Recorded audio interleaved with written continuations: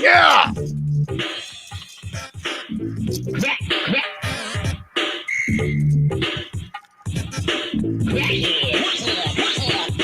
Jackhead to crackhead, you still haven't changed. You're still messing with the stuff that eats up your brain. You used to worry about the looks when you looked all right, but what you should have been worried about is your life. Jackhead to crackhead, you really look a mess with your free bass and buff stinking mule train breath. Now, did you ever wake up, your face stuck to the pillar? Did your mama ever call you an ugly gorilla? You're a crackhead.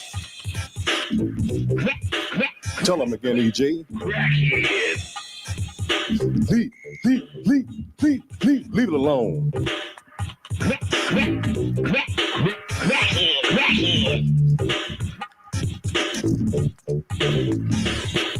For jackhead to crackhead, you know that you're wrong, because I can smell your body odor over the telephone. Now with your peanut head, you never be the best until you get your butt together, then you pass the test. For a nickel and a dime, you commit a crime, but when the judge throws the book, can you stand the time? Push a man on the corner there selling death. You better stop your way of living and help yourself. This is growing all the youth each and every day. We are the toss your butt in jail and throw the key away. You're a crackhead. No lie. Tell them again, EJ, what are they? Leave it alone. Crackhead. Yeah.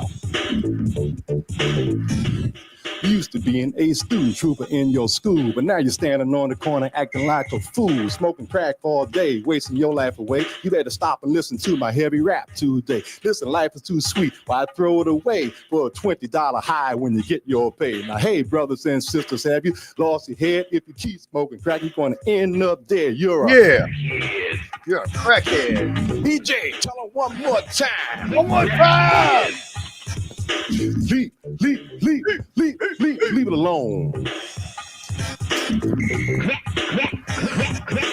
Crackhead.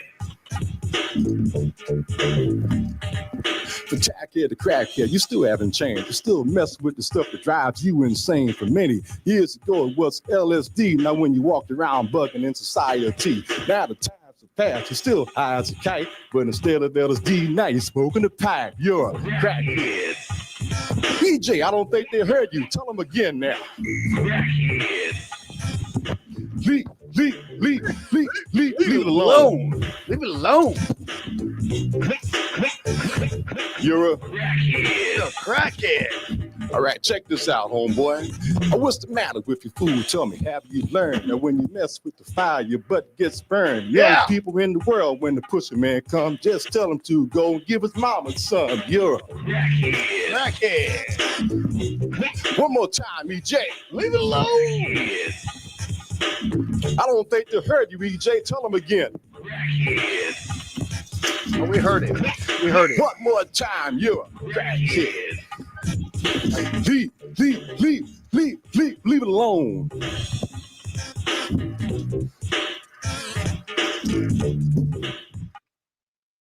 How you feel about that? I loved it. But He had really tiny ears, though, like abnormally small. But wait. Before I get into the laws, and trust me, this video, holy shit. We all know the song, There She Goes Again. This story is so fucked up. But until we're going to give it a few more minutes. I have to run and grab beer. Well, you are definitely not going to run from this right here. I'm still listening. I just want to walk out to the garage and grab some. Oh, no. This is literally 1 minute. Oh, okay. I'll wait. And you have to watch this. I will wait. And sometimes he was cinnamon. And when he was cinnamon when I hugged him. And he was always equal parts you and me. That's why I loved him and wanted him. Because he was the love of the hutch embodied. And now the thought of that child curdles me.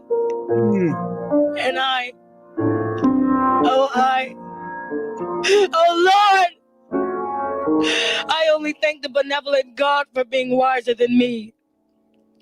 Because if a son existed now, I swear, I'd bash his brains against the goddamn radiator! Whoa!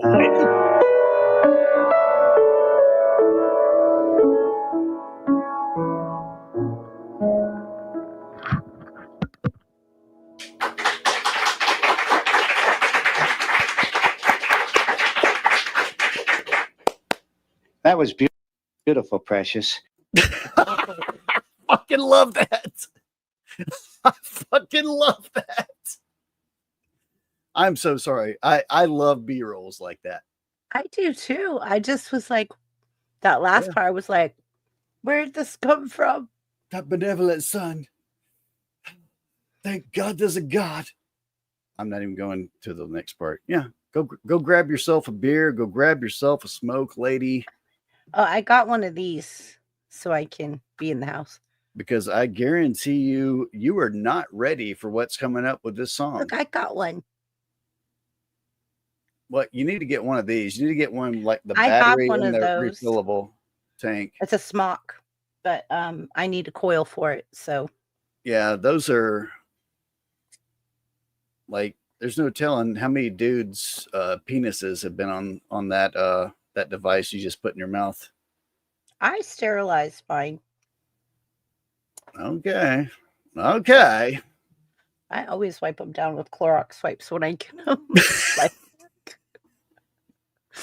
Like, I don't know where this has been, but yeah. Anyways, all right. So what have you got to do? I just need to go grab a beer from the beer fridge in the garage. Go grab a beer real quick. I'll probably grab 2 or 3 because I'm with you now. So go grab a beer real quick, and I'm going to show a video on how to pick up ladies. Oh, I'm going to be listening. This is going to be interesting. Yeah, I'm going to show a video on how to pick up ladies in 1989. Oh boy. I have not seen this video, so we're going to watch this. We're going to watch this, and then we're going to watch the laws. Starting a conversation with a real live female can seem intimidating. But when you put yourself out there, the worst she can say is no. Is that the worst? I don't know if that's the worst, but let's go. You can start by breaking the ice. Try opening with something like this. How's your book? Is it good? It sure is. Or this. Plenty of cute dogs out. Do you like dogs? I sure do. Or this. Say, did you hear about the genocide on the news? I sure did. Once you've broken the ice, introduce yourself and start chatting. I'm Melvin. Polly. Do you like coming to this park? I sure do. Me too. Cool. If the conversation feels stiff, ditch the small talk and bring in some playful humor. Let's go. Kill a Mockingbird, huh? Is that book about dinosaurs? It's actually a book about creepy guys on park benches. Relax, I'm just messing with you. Oh. Teasing is a good sign. Wow. You're funny. I guess I'm the funniest one on this bench. But just don't go too far with it. Like this. More like the dumbest bitch on this bench. Or like this. I guess I'm the funniest one on this bench. Guess I'm the creepiest. Yikes. Just play it cool and don't come on too. I don't know. That's a very good thing. Like, I sit down on a park bench, I see a cute lady, and I go, quack. And then she looks at me and she doesn't say quack, or she says quack back. If she says quack back, I know that I can take her to coffee. It's so fucking simple. I don't fucking know. I don't know. My dinosaur joke was pretty good. I guess it could use a couple more dinosaurs in here. But if you really want to win her over, try showing off your soft side. Hey, do you want to see what I got my mom for Mother's Day? Sure. Oh, shit. which should be easy thanks to today's sponsor, Holzkern. Quality accessories for both women and men. Wow, it's so pretty. I know. And check out the watch I got my dad for Father's Day. Whoa, you're so thoughtful. My dad would dig something like that too. You should get one for him. He left when I was 6, but maybe if I did, he'd realize it's time to come back home. What's up? I'm a brand new mystery man with these hip shades and a dope chain. The real mystery is how the heck you're still single. Wowzers. You're gonna make me give up my exclusive promo code. Exclusive promo code? Yeah, my promo code's SkyCorp, so you can get a discount on all Holzkern products. Or click the link in my description. Oops, I just let it slip. Well, I don't understand what any of that means, but that sounds very nice. Man, you're not so bad after all. If the conversation is flowing and it feels Wacky. like she likes you, try asking for her phone number. You know, maybe I could, Remember, the worst she can say is no. I could, get your number for, get the number to your phone. Get your phone number? Oh, I have the number already written down in my pocket. Wow. Thanks. The I'll fuck? call you later. I'd like that. Make sure you wait until the evening to call her and come up with some date options before you ask her out. Police are still actively searching for a man involved in a disturbing incident at Buena Vista Park earlier That's the today, park I was at. frightening one young woman in particular. I had to give him my number. He was gonna probably start masturbating or worse. Ollie? I just hope the police catch him so that he never harasses anyone ever again. Oh my God. Sketch artists were able to create this drawing of the offender. Jesus. The victim was also able to provide this audio Jesus. recording. Maybe I could get your number for get the number to your phone. Get your phone number. Recorded that? Absolutely terrifying. If anyone has any information on this alleged rapist, please contact the LAPD Crime Tips hotline below. Rapist? Hello? Polly, it's me, Melvin. Oh, Melvin. Yeah, why you're on the news saying a bunch of terrible, awful things about me? Why is this? How is this? No, this isn't funny. Why are you laughing? Because, silly. You thought a girl like me would go out with a creep like you? Oh boy. I was only trying to talk to you. Trace complete. Thanks for distracting him, Paul. We got you and your confession, you sick fuck.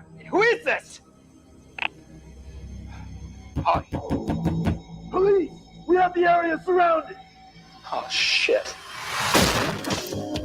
Hands in the fucking air! Now!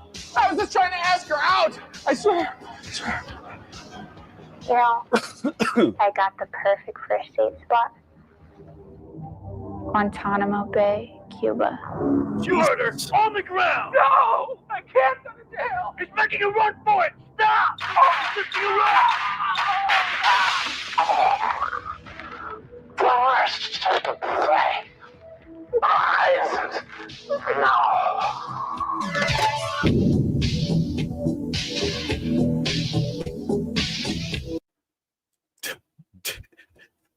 I fucking love that. The worst she can say isn't no. Don't approach women.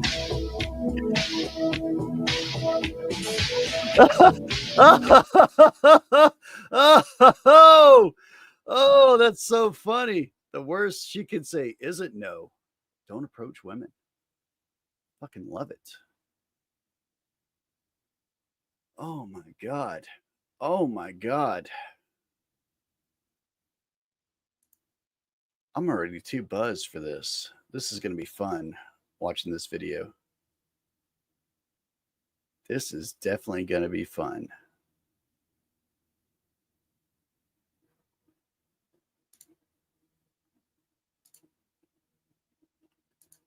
My name is BBB, and when I go for beer in my fridge, it takes me 40 minutes to get a beer out of my fridge because my name is BBB. I'm just fucking with you. Do what you need to do.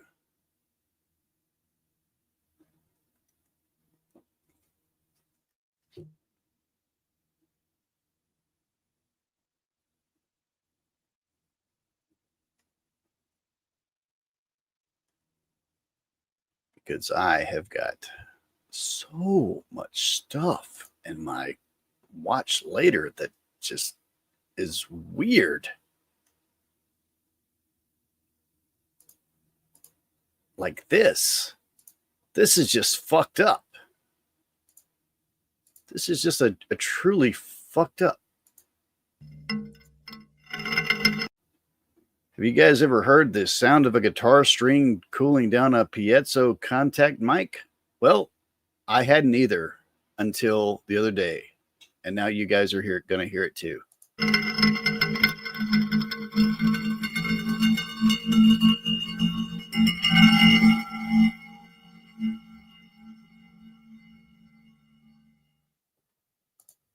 It's wonderful.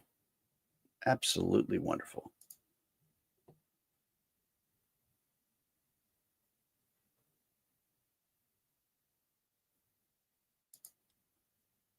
This one never gets old.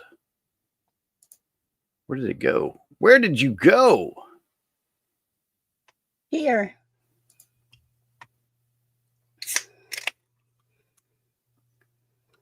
No, this.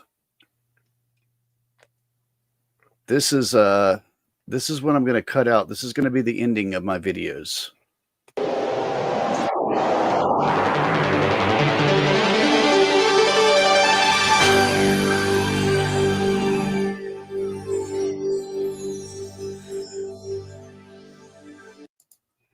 Tell me that isn't perfect. It's brilliant. Okay. All right. So you got your beers, you got your smokes. I got my dinner and I went pee. All right. So everything has gone on. All right. Let's get into this. This is about the Laws. And for those of you that don't know who the Laws are, they wrote the best pop song that ever came out of England. And I'm putting that against all the Beatles songs and everything like that. I can't play it right now because I'll get hits. I'll play it later. But for right now, let's hear this. Scrappy drop filled with potential. Completely with the play. That energy, that naivety is very hard to recapture. There's a term used for when musicians get too attached to the demo versions of their songs. Demoitis. And the Lars Lee Mathers is the patron saint of demoitis. A man that in his mind, whether due to perfectionism or paranoia, has yet to truly nail his debut album. You may also know him as being an architect of Britpop, the sculptor of the finest indie love song of the... No, he was the architect of Britpop. He was the architect, and he did write the finest song. 1980s. This is New British Canon, and this is the story of There She Goes.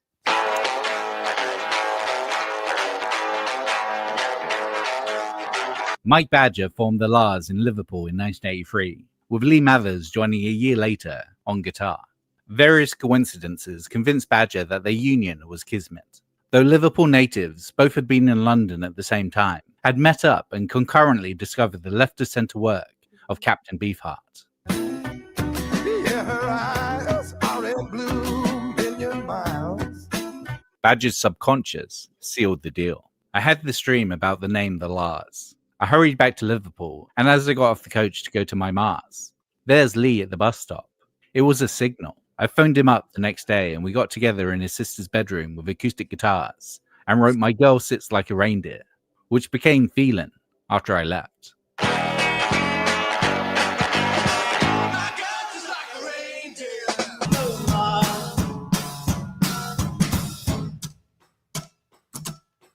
It worked.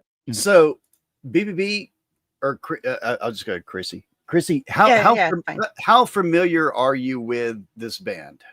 I'm not. Okay, but you know the song. Mm-hmm. Like everybody knows the song. Okay, all right. This is one of the most fucked up songs, like betrayals and everything. That, like, by the end of this, you're gonna be going, "Wow." It was me ranting in my style, and Lee coming up with riffs.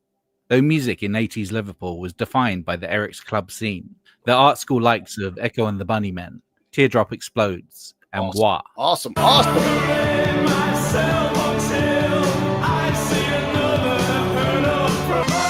I wish Limey was here for this. Limey should be here. He's got a doctor's appointment in the morning. He went to bed early. Yeah, I wish Limey could be here for this, but yeah, this would have been perfect with Limey. I'll tell him.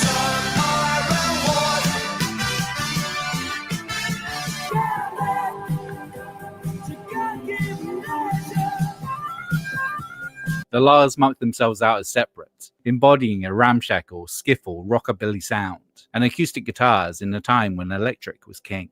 Their lineup reflected this shambolic nature, being in a state of flux until 1986, when bassist John Powell was inducted after Badger met him at a government-funded unemployed musicians scheme.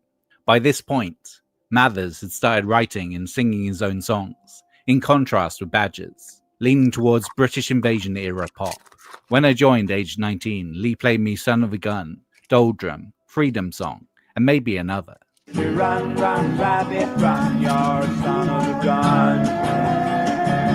Then you know what you can do, just get up, 5 steps down.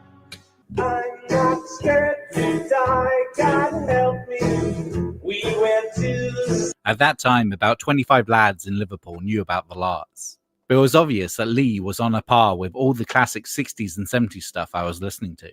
His songwriting was untouchable, and songs were just flowing out of him. Powell was a rudimentary bassist, but could be easily taught. What he brought with him was a boost in fanbase. The lads he was knocking around with, packing future shows at Liverpool staples The Picket and Everyman. Those that saw them play knew that the La's was special. Tommy Scott, later of Space, was so impressed that it prompted him to completely rethink his then band, Hello Sunset, feeling hopeless in comparison. By the end of 1986, Badger and Mathers were clashing. December saw them play a show almost every day, while at the same time Mathers had been slowly removing Badger's songs from the setlist, gaining confidence, and subtly taking over the band. These tensions led to a pre-gig confrontation, and Badger quitting the band that he had formed. We'd done all the work, and that's when all the problems started. Mathers said to me, "Your time's nearly up in this band." I was like, "What? It's not your band, mate." I said I'm off, packed my guitar, and got on the bus. I was gutted. 2 years' work gone overnight. With their dazzling live shows around Liverpool and sending demos down to London, they had attracted the attention of various indie labels. The band soon signed to Andy McDonald's Go Discs in mid-1987, then home of Billy Bragg and the House Martins. All right. Have you heard of Billy Bragg? Mm-mm. Oh, God. That's another person I need to introduce you to. I work too much. Billy Bragg is a fantastic songwriter. But anyway, we'll get into that. With Badger's replacement, Paul Hemmings on guitar. The main thing you need to listen to is that they just got signed to Go Disc way back when, right? They just got signed to this label. And John Timo Timpson Late on 80s? drums.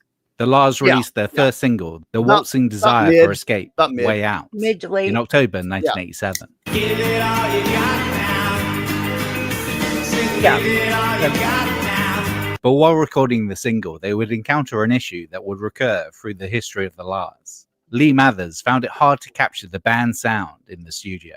Way Out was eventually recorded by Gavin McKillop at Townhouse Studio, but not before a failed session with John Porter at Matrix Studios a couple of months earlier. And the version Go Disc released was still not up to Mathers' standards. He was a disciple of lo-fi, before that was really even an accepted concept.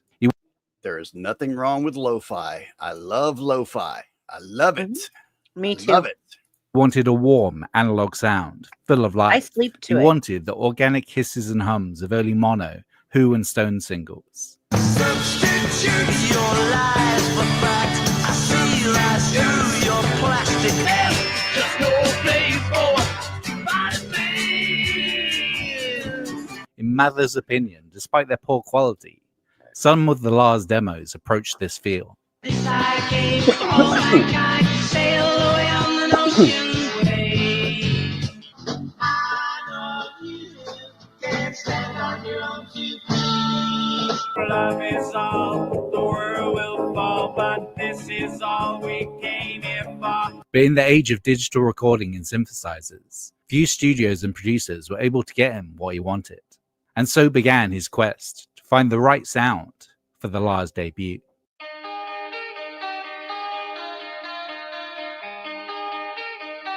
Paul Hemming's parents had a sizable Victorian house in Liverpool, with a disused stable in the back.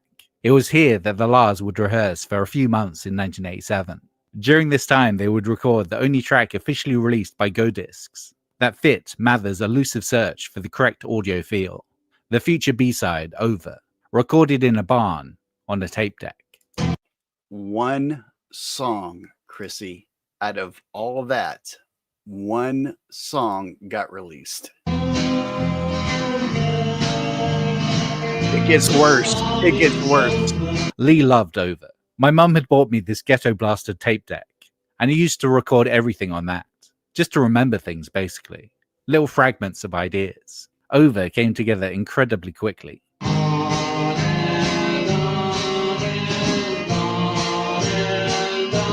It was a lovely hot summer's day. We turned it on and it just happened. The whole thing just flowed. That's one of those moments which you could never recapture. You record it the first time and you never get it again.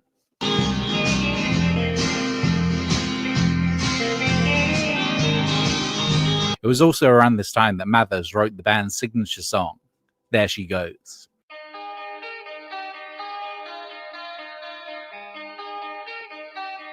Constructed from a cycling riff and a loved-up lyric about an there she goes again. But just, oh my God, just for us to get that one song, just wait how hard it was. Knowable girl. There she goes, there she goes again. Hemmings added a complimentary riff on top. Emery.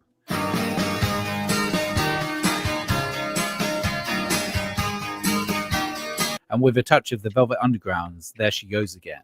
There she goes again. It was pretty much complete. 2.5 near-perfect minutes of jangle pop romanticism and yearning.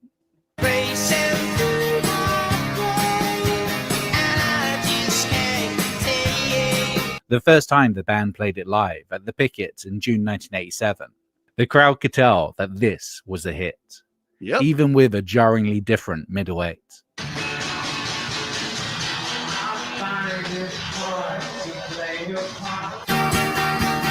There she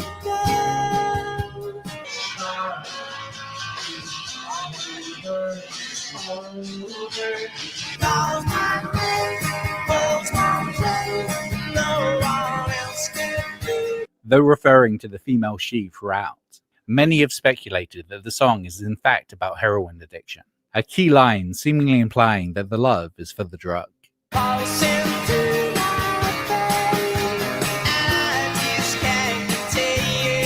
But when asked, what do you think, Chrissy? You think it's heroin? You think it's not heroin? Could be heroin. Could be, or do you think it is? I think it is.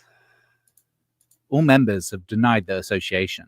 Mathers would later have his moment with that particular drug, but at the time of writing, he was too broke to be experimenting with anything, aside from weed and a touch of LSD. Inspiration for Mathers, Madam, we just have ourselves a crazy musician.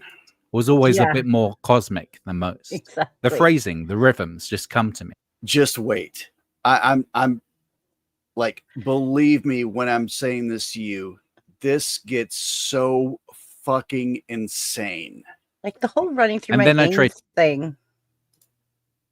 Wait, what? But I mean, it could go either way. The whole running through my veins thing, because my heart's beating, it's pumping blood. I'm living for you, so it could go Yeah. either way. Yeah. It could go either way, but I'm talking about just mainly this guy.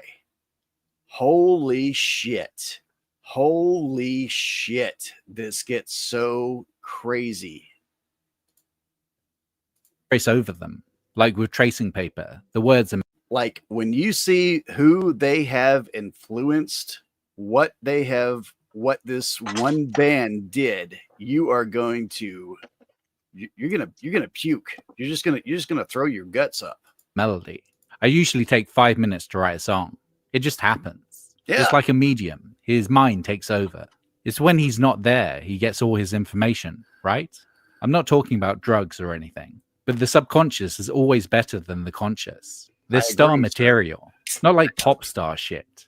There's a light in all of us. I agree. You've just got to levitate to the right level. I They're agree, pretty much sir. fully formed. It would take about a year after the Pickett show, as well as 3 different producers and studios, before recording anything that saw a release. After a supposedly unusable session with Cure producer David M. Allen at Easy Studios in London in October, they tried again with John Leckie at Chipping Norton Studio in March 1988, a few months before he started work on the Stone Roses debut. All right, you've heard the Stone Roses, right? Mm-hmm. Yes. Yes. Okay. All right. Leckie was keen to note Mather's unique way of working, seemingly unable to explain exactly what he wanted to the producer. Lee was also inclined to talk in a kind of Scouse psychobabble. He'd spend half an hour describing the way he'd want the guitar to sound. Things like wanting to capture the sound of the tree it was made from. Or he decided he didn't like a particular cable because it was yellow. John Powell was a bit like that too. But when he did it, there was an element of humor. So you see in that? Yeah. He wants to capture the sound that the tree was made of, that his guitar was made out of.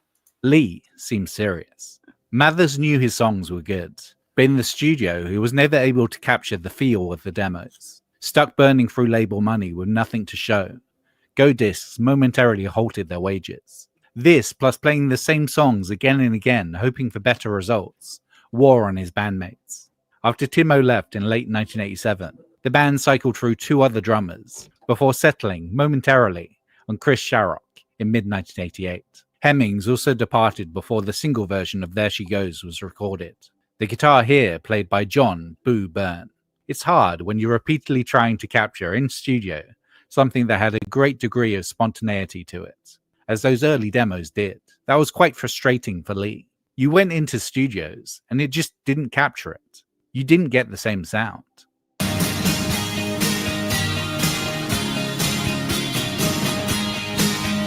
In July 1988, the Lars teamed up with Bob Andrews at Woodcray. Like Chrissy, I think there's like 13 versions of that song that are actually out there. Yeah. But wait, this gets so much fucking crazier. Studios in Wokingham. He'd previously worked with Jonah Louie, Tempole Tudor, and the Bluebells. This is a great song.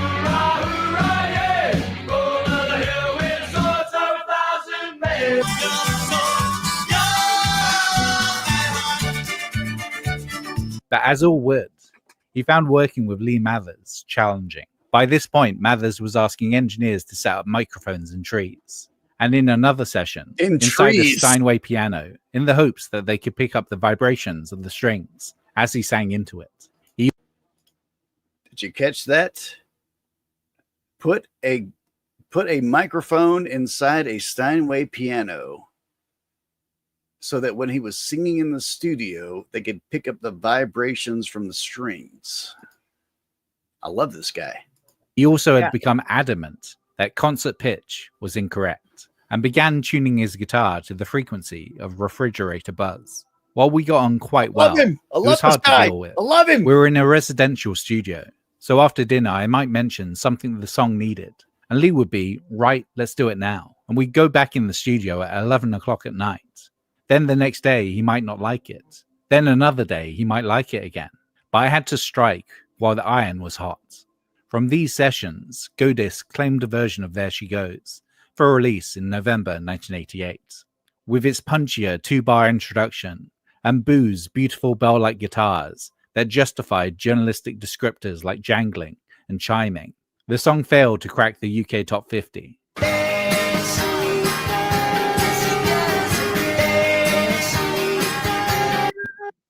That's the first version that we got to hear. That's the first. That's not the.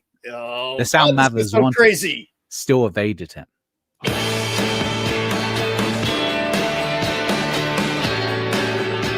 By July 1989, they had tallied an additional 2 studio sessions without a usable album. Both in Liverpool, the 8-track Attic, where they self-produced, and the Pink Museum with producer Jeremy Allen. Go Discs retrieved timeless melody from the latter. In your mind, do you know what you will find? Printed copies and sent it to Radio and Press, where it was named Single of the Week by Melody Maker. A song about songs, amongst the lush harmonies and sparkling guitars, it expands on Mather's divination process of songwriting. A melody always finds me when the thought reminds me. However, it didn't sound just right, so Mathers forced the label to withdraw the single at the last moment. Why? At this point, he'd gone beyond perfectionism into sheer paranoia that these songs. You heard what I'm talking. You heard what I'm talking about with this guy. Like, Yeah. records it.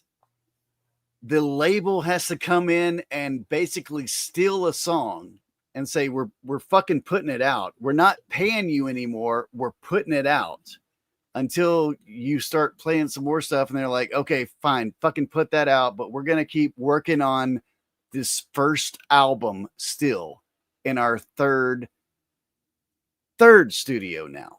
Songs he'd been talking up in the press for the past 2 years might not be as good as he thought.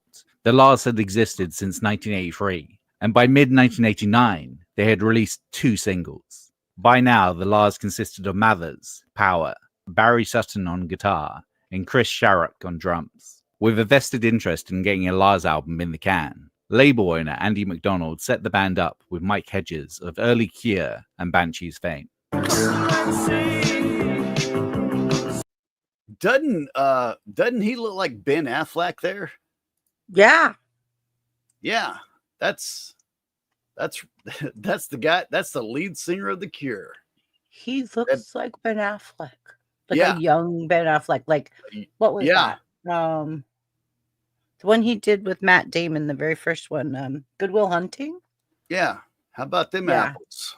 Yeah. How you like them apples?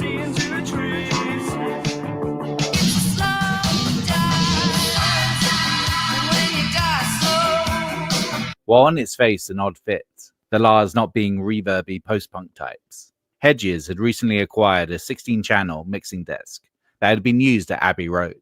The hope was, with this, Mathers could finally find the sound he was looking for. Assembling the desk at McDonald's parents' house in Devon, the band spent a 10-day session re-recording the songs yet again. This time, it looked promising. Yet again. This is the fifth time that they're trying to capture his demos. I don't understand why the producers back then didn't go, hey, those were great songs. Write some new songs in the studio right now. That's how that should have gone.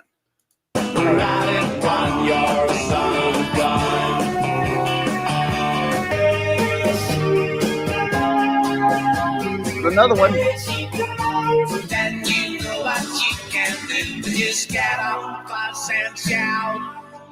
That was until McDonald made a tactical error. Everyone thought it was great. Lee loved it. Andy was buzzing. Then Andy gave me and Chris £800 or something each to go on holiday. I think he wanted us out of the way so he could get in Lee's ear to mix it. But if so, it backfired. Lee got the hump because he didn't come on holiday with us. When we came back, he'd scrapped everything. The Mike Hedges sessions were probably the closest Mathers. See, that's where I need Limey to go. Like, what exactly is got the hump? Like, I know it means like got slouched over, but what exactly does it mean over there?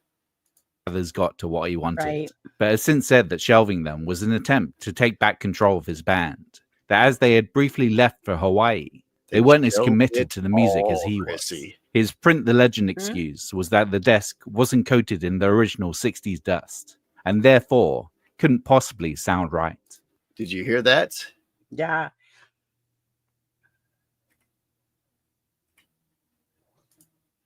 The sounds of the tree, the Oh, inside no. of piano strings, and now dust. Yeah, because there wasn't 60s dust on the mixer, they couldn't record it. To the music as he was. His print the legend excuse was that the desk wasn't coated in the original 60s dust, and therefore couldn't possibly sound right. During his 11 months in the band, Barry Sutton had 3 separate failed versions of these songs under his belt, and was increasingly bewildered in his position. Mathers had him play certain portions of songs 10 different times with emphasis on 10 different parts, leaving Sutton confused about what Mathers actually wanted and whether it was actually possible for him to achieve it. I don't want to make Lee out as a bad guy, because he's very funny, but the atmosphere he creates isn't conducive to people doing their best work. There's a lot of attention paid to the exact phrasing of parts, strange guitar tunings, a lot of pressure. My playing was suffering. I was deeply paranoid all the time. When I was sacked, it came as a relief. Sutton and Sharrock were replaced by Peter Cammy Camel on guitar, and Lee's brother Neil Mathers on drums. In December 1989, the Lars had... That's foreshadowing, Chrissy. That's foreshadowing right there for something that's going to come later. The final crack of recording their first album at Eden Studios in London with XTC, Peter Gabriel, and YouTube producer Steve Lillywhite. And if your night your sense is happy, it must be happy.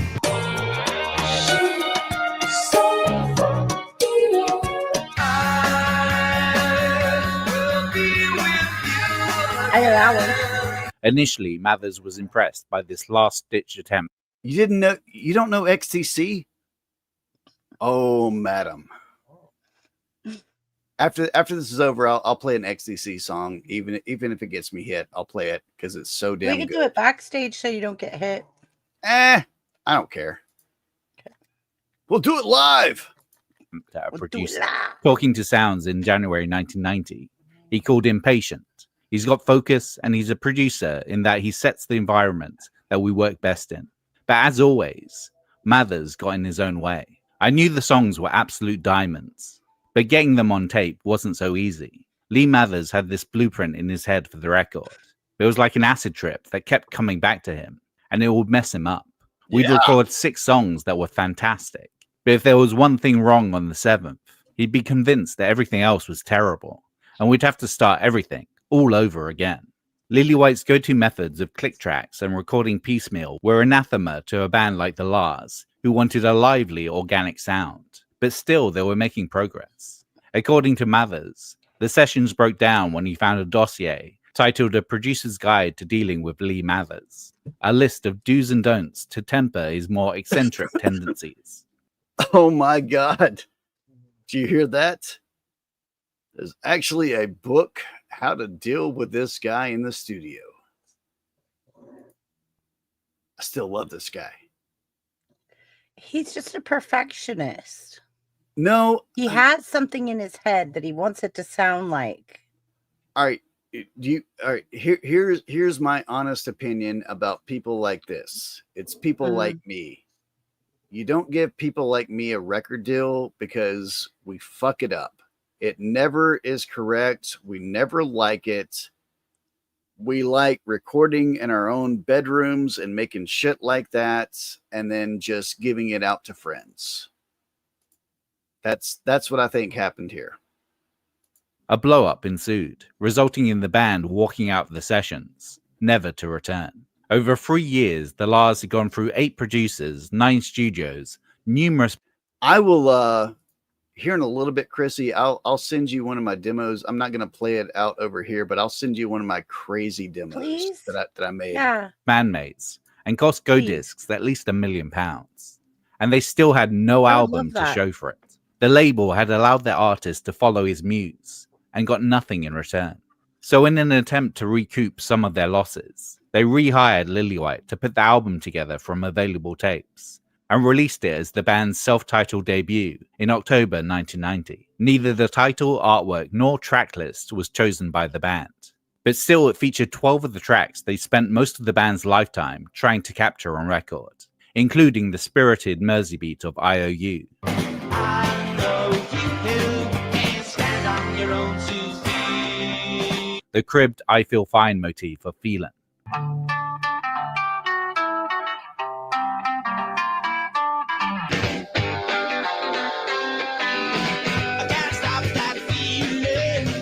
The Kinks' Music Hall March of Freedom song. I'm not scared to die, God help me.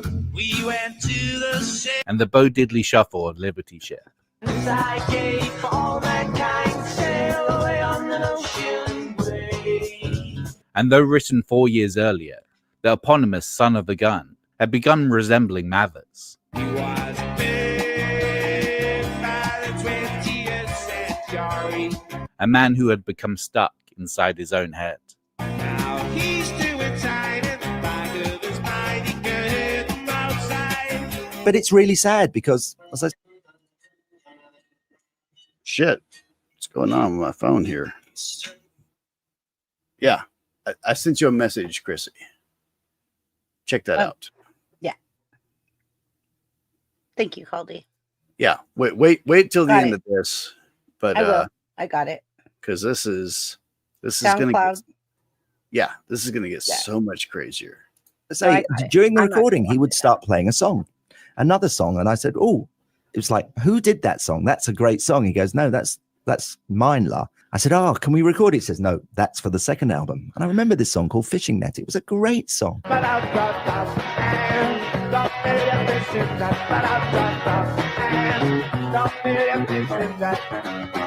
So, you know, he had great songs. He still has great songs for the second album, but he, for some reason, it just was not it. This is where it gets good.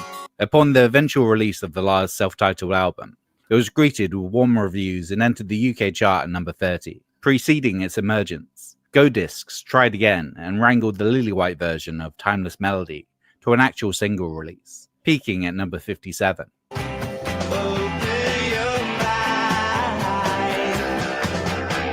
However, Mathers disowned this version of the album and spent every promotional opportunity telling the listening public of his damning feelings and that no one should buy it. It's the worst thing I've ever heard, bar nothing. I can detach myself from it, and it's unmusical, it's out of tune. Then you know what you can do, but just get off the bus and shout. And the worst thing about it is the singing, because they took the backing tracks from the first 2 weeks we were in the studio and used the guide vocals. It's flat, out of tune, out of time. Get on the bus, get I wouldn't have minded what they've done if it sounded good. A re-release of There She Goes at the end of October 1990 would finally Another re-release of the song. get the song in the UK top 20. This is the one we hear.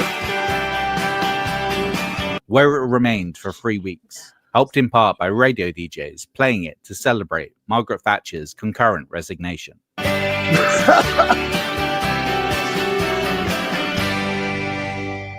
In 1991, the band spent 6 weeks touring the US, Canada, and Japan, Mathers deferring most of his interview duties to Power after journalists continued to quiz him on why he hated his own album. However, some changes were happening. While the last setlist had remained pretty much the same 15 to 20 songs for the last 5 years, Power started to attempt to push for his own songs. Oh boy.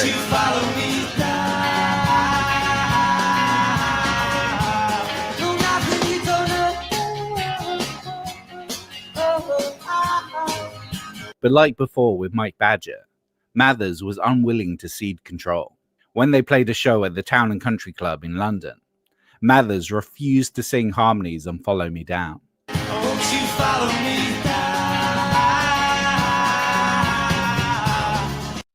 This is one of the best revolts on stage that I've ever heard. And we don't see it on this one. I've seen it somewhere else.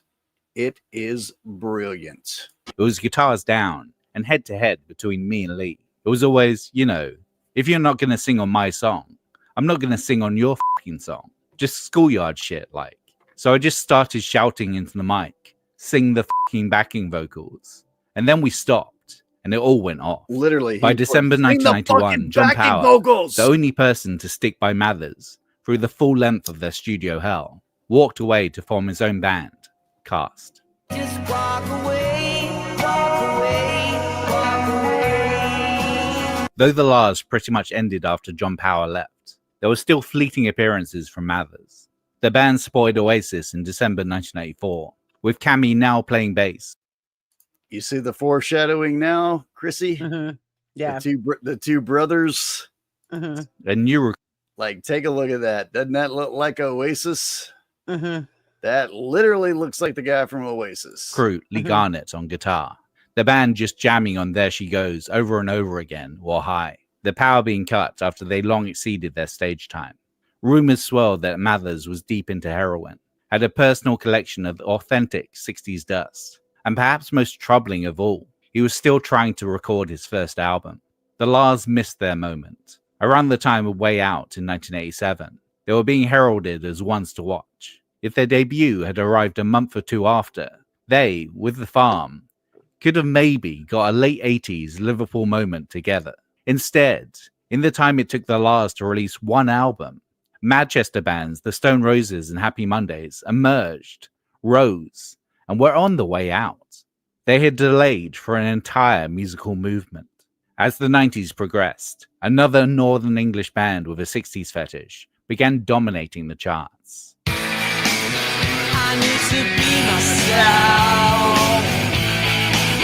Alongside the Beatles, Stones, and Roses, the La's were one of Noel Gallagher's favorite bands. Mere weeks after the release of their first single, he stated that Oasis want to finish what the La's started. In fact, the whole of Britpop, with its backward-looking musicality, chiming guitars, and the occasional nameless she, was just extrapolating on the work of Lee Mathers. And an entire scene of half acoustic, half electric, British indie owes its sound to the La's.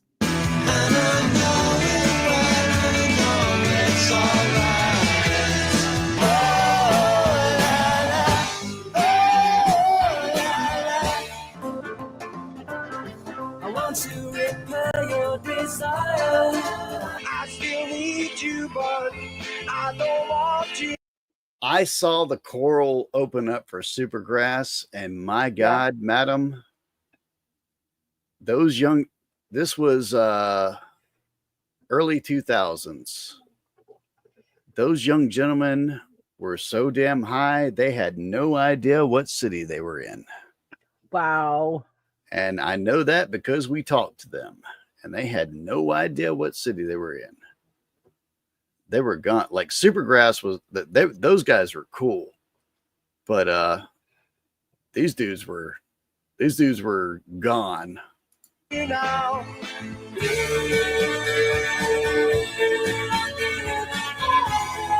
Never heard of this band. Have you heard the Libertines? Mm. I'll rectify it. I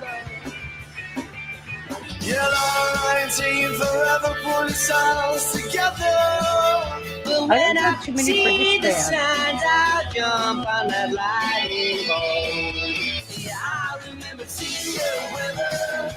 I remember some days. At its essence, it was a continuation of classic British pop. The way that Oasis is the importance of being idle pilfers the introduction of the La's Clean Profit.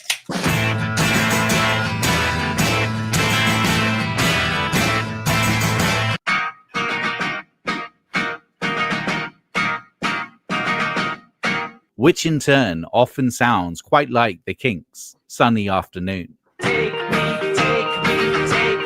by the hand, I cannot say. Save me from this squeeze. It's all connected. When I see him, I say, hey. Yeah, but I mean, like Oasis had a song like the one that the So Sally Can Wait, that starts off with the Imagine piano beat. Like these motherfuckers all steal from each other. It's fine. Hey Lee, when are you gonna release your second album? And he goes, yeah. I'll do it when I finish the first one. He's still trying to nail his first set of songs right after 27 years. So I've come. to the conclusion he's either shit scared of ruining his legacy, or he's just a lazy cunt. In 2000, all right, Chrissy, where do you think they're going to find this singer? No, with Buff in a porta potty. Oh God, no. I don't know. like, do you think he's going to be like strung out? Do you think he's dead? Do you think he's made a comeback? Like, what do you think? It's almost over. I'm thinking he's strung out and like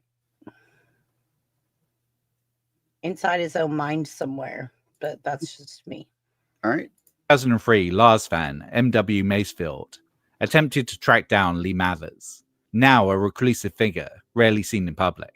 And through interviewing his former bandmates, he draws his own conclusions about his hero, this Syd Barrett, Brian Wilson character, who has lost himself in the creative process. So when he finally did find him, an Everton-supporting father of four living in an unassuming semi-detached house in the suburbs of Liverpool, it came as quite the surprise. No heroin, no 60s dust, just living off the royalties of various versions of There She Goes, still with designs to get his album made. People think that I say those demos are the gospel. They're not. They're just a photograph, and not a great one. But the album isn't even near that. I'd rather take them on a desert island than that album any day. The demos are warm, and they've got vibe and character. That's all. 35 years on, it is becoming increasingly unlikely that Lee Mathers is going to record the definitive version of his first album. Less so that he's going to put out album 2, but not impossible. Every few years there's a report of activity, including actual reunion shows in both 2005 and 2011, as well as supposedly working with Pete Doherty's Baby Shambles in 2009. It might still happen.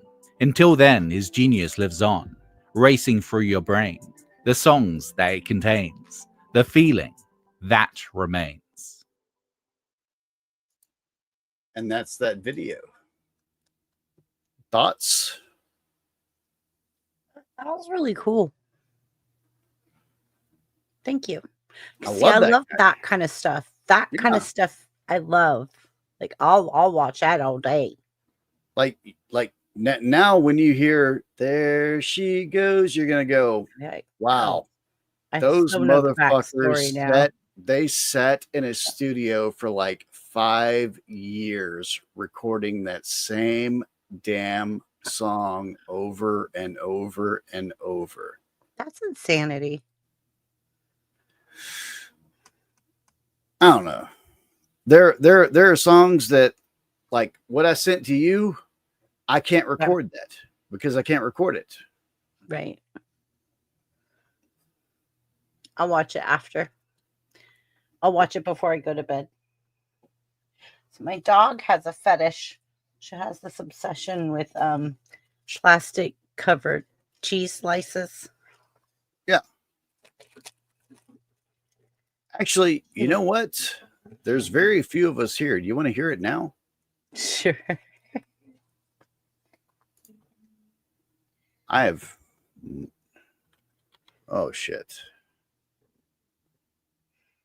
Hold on, Noni. What was that listed under? Hmm. I think I know. That's a hidden band. SoundCloud. Yeah, that's a hidden band that I have. That's where Eastern I dump Mary.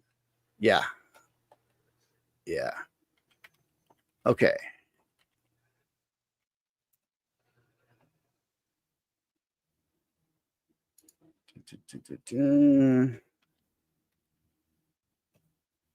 So we pull up. Yeah.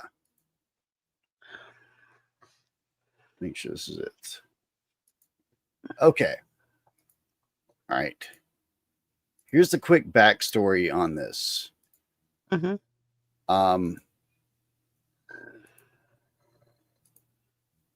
I had just had surgery again. Mm-hmm. And I was very high on Percocets. And I wrote this song. And that's it. This is recorded on a a Korg D8, and So it's your own song. yeah. I Why recorded it can't on you play it? Oh, I'm about to play it.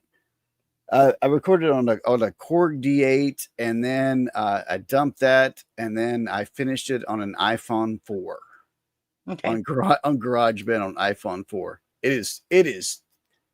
This is terrible quality, but this is bedroom recording. And it's gypsy music too.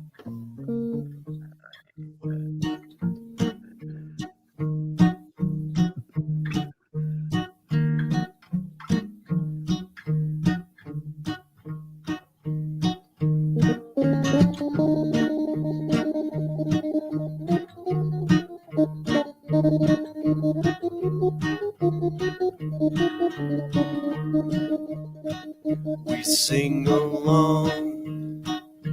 La la la la la la la. La la la la la la la la.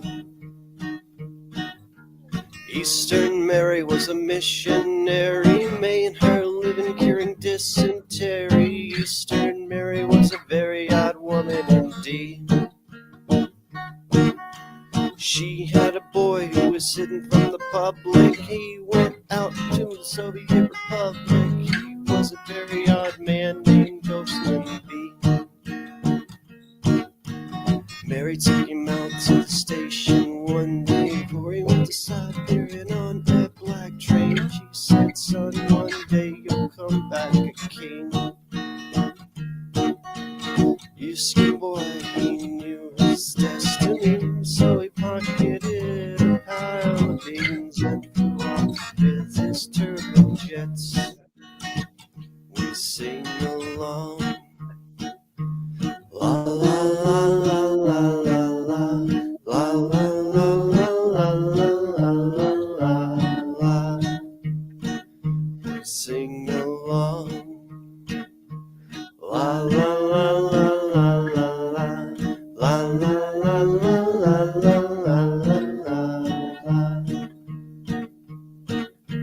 Uzbekistan can be cold when you don't know friends, and there's no firing pirate back at home, and there's no telephone to call. But Mary found a way to get messages to him. She made friends with a prostitute who was traveling there from Berlin.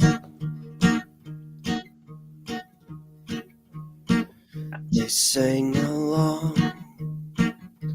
La la la la la la la la la la la la la. They sang along.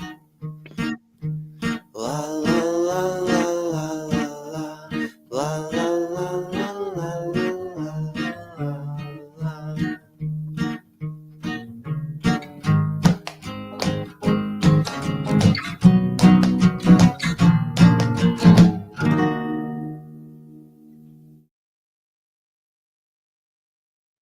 I like that. I hold a special place in that guy for bedroom recordings. Yeah. Because like I can never reproduce that. It's Yeah. It's not going to be done. Like Mm-mm. that was fun to do. It's not radio release worthy or anything like that, but yeah, fucking A, it was fun to do. Yeah, it sounds nice. Yeah. I'll put it on my playlist. I'll have it rotate through my playlist so I can hear it on my way to work every now and then and be like, oh, Goldie, hi, Goldie. There's some dark songs on that playlist, on that list. There's some dark ones.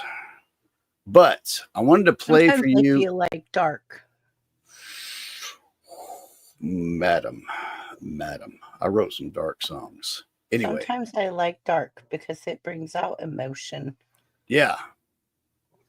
Yeah. That's kind of like why I like the gothic grunge sounds as well, because like I feel like that raspy, deep. I don't know. Like I love it. Don't get me wrong. There's other kinds of music I love as well. I love lots of different kinds of music. Like for me, the happier the music, the sadder the lyrics. That's what does it for me. Yeah. That's Yeah, what does it for me. exactly. But this song, I'll play just a little bit of it so you can hear how crazy this band was. But this was the Libertines, and these guys should have taken over the world, but they got in the way of themselves.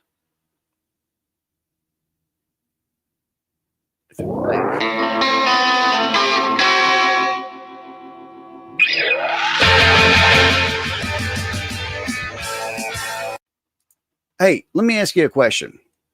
Yeah. When I'm playing the music like that, that one was loud. Is it better when I turn it down like that? Or does it make a difference? It makes a difference. Okay, so all right. So if I cut it down to like right there. Play it again and then play it back at the other, and I'll let you know. I'll listen. I'll close.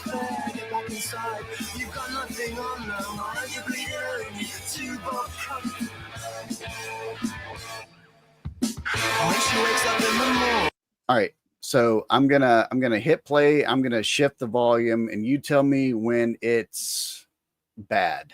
Okay.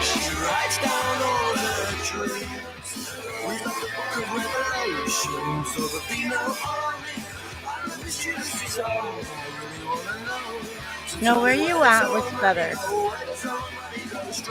What's that? It like. Oh, I know. It's because StreamYard has such compression because they do mostly video. Yeah. And how can you get a copy of Stephanie? Well, madam, I'll tell you what. I'll send you one in Discord. You want to hear Stephanie? Have you heard Stephanie? Please play for me if Rome likes it. I'd love it because I love Rome. It is it's one of my masterpieces, and I rarely say that about my own music, but okay, I want a copy as well. I'll send you some BBB merch. You send me Stephanie. Where the hell is it at? Okay.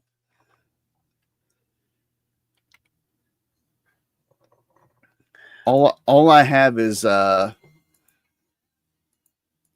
damn, that's loud. Sorry, what were you saying, BBB? I said you send me Stephanie, I'll send you some BBB merch. You got merch? Lots of it. You got merch now? Yeah. Got a nice hat. My hoodies. I've got hats. I've got hoodies. I've got cups. Madam. What? Definitely send me a hoodie and a hat. Well, I'm going to send you one of these too. All right. That's a BBB sticker. All right, let me find this. Why can I not share that?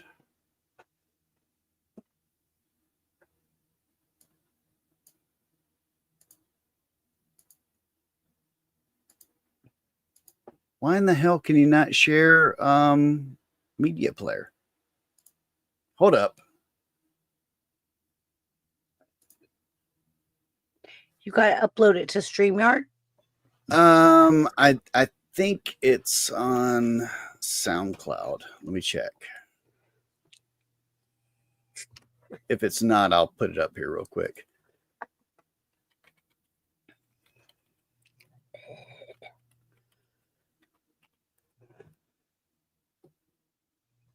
Oh, there it is. Yeah. God damn, that song is loud. All right. I have no way to control the volume of this one, so I am so Turn mine down. Turn it down. Yeah, I would Okay. turn it down because Okay, I'm ready. I have no way to control the volume on SoundCloud. I haven't figured it I out. got it. But this is one. I do. This is a masterpiece of mine, and See you'll that? understand. See You'll where it says understand 349 at the bottom? what. See at the very bottom where Oh, it says 349? yes, I see There it. you go. I see it. Shut up, I woman. got you. And I don't mean shut up, woman, as in shut up, you. I just mean shut up, I woman. got you. Shut Okay. up, woman. All right. All right. Woman, that's one. All right. You ready for this? Yeah. Stephanie, would you meet me, please, in the center of the park where I saw you first? And if I asked you out, would you say no? You would, because you did it in my dreams. Oh, I need you, Stephanie. I know you're the girl for me. You know it too. When you're around, will you talk to me? If I talk to you, Stephanie, when your eyes close, I can tell that you're drifting far away to a place that you call your own. And I heard the news that your boyfriend got the blues when you kicked him out the door. Well, I heard that, and I got off the floor. I know you're the girl for me. You know it too. When you're around, will you talk to me? If I talk to you. This part, BBB. This part. Okay. This is my masterpiece.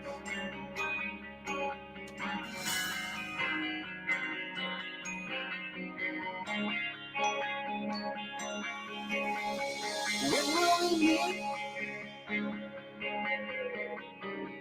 For always. I hope it's soon. I'm counting the days.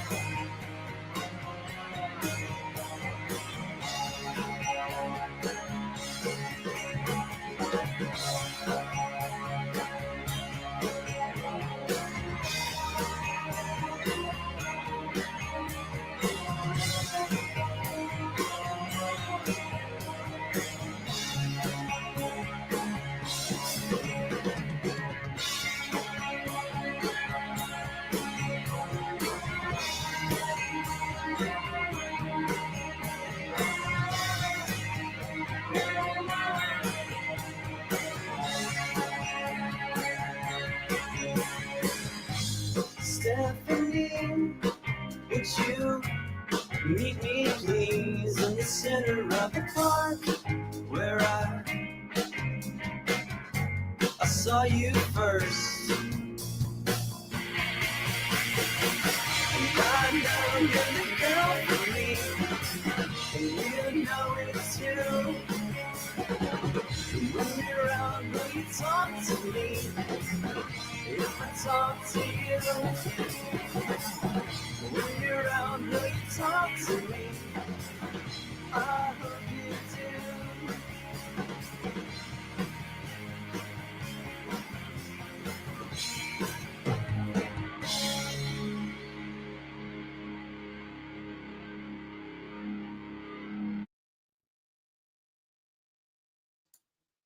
Yeah. What'd you think?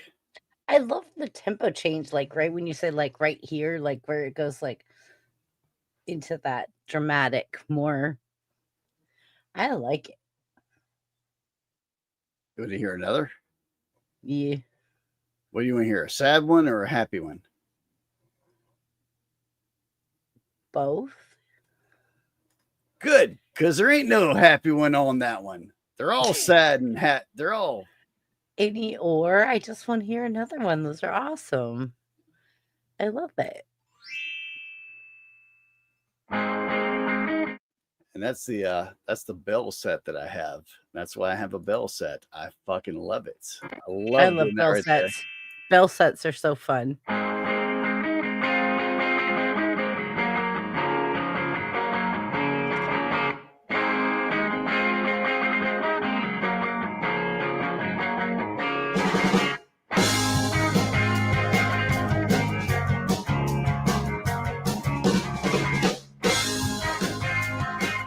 This was when we were a we were a 3-piece, and I'll play a song for you after this when we were a 4-piece, and you're gonna notice the difference, and Okay.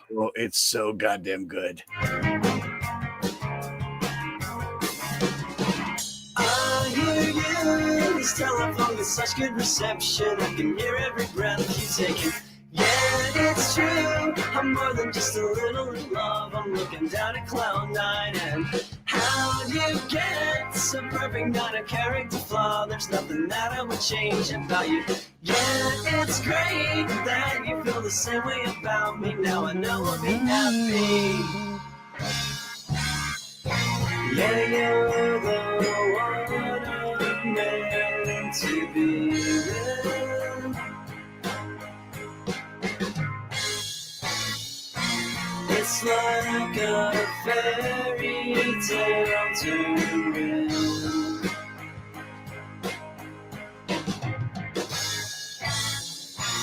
And when I'm done moving the mountains for you,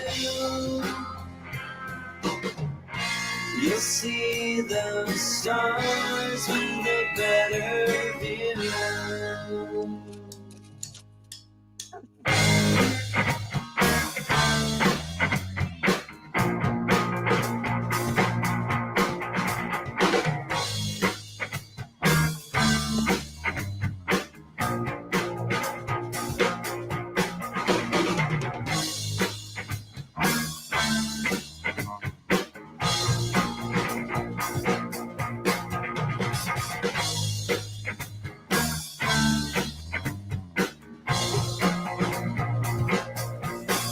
I'm moving on so long.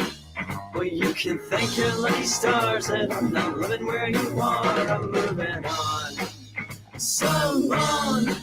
Well, if you promise me some action, then I might go back to Jackson. Moving on so long. Well, you can thank your lucky stars that I'm not living where you are. I'm moving on so long. Well, if you promise me some action, then I might go back to Jackson.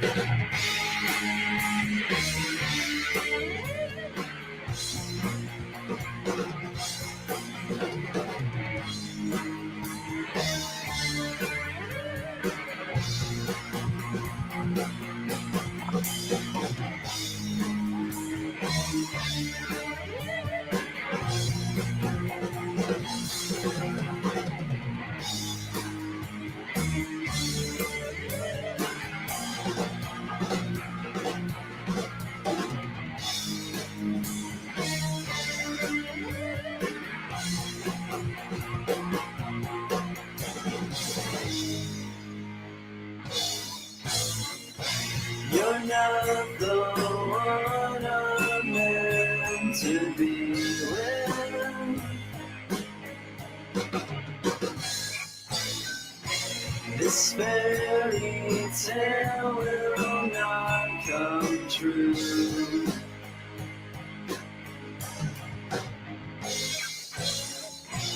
I push those mountains into the sea for you. Now you have your stars with a better view.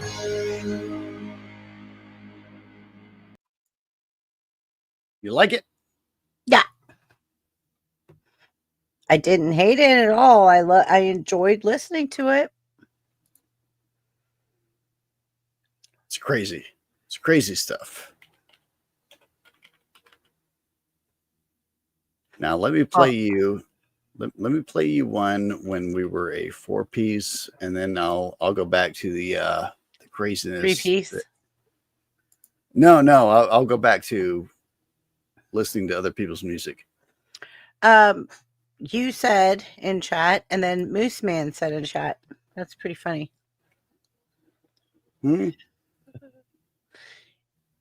What? You said something in chat at 11:17, and then Moose Man responded at 11:19. It's kind of funny. Madam, I think you're drunk. What? I think you're drunk. You said something in chat at 11:17. Okay, let me ask you a song, BBB. Mm-hmm. Let me ask you a song. Let me ask you a question, BBB. I might be drunk myself. I might be very drunk. Do you want to hear? See your chat. What? I see your chat. Okay. Yeah. These ignore those people. Like, I mean, that's Moose Man. We know Moose Man is a absolutely crazy man that writes songs about pineapple on pizza. Yeah.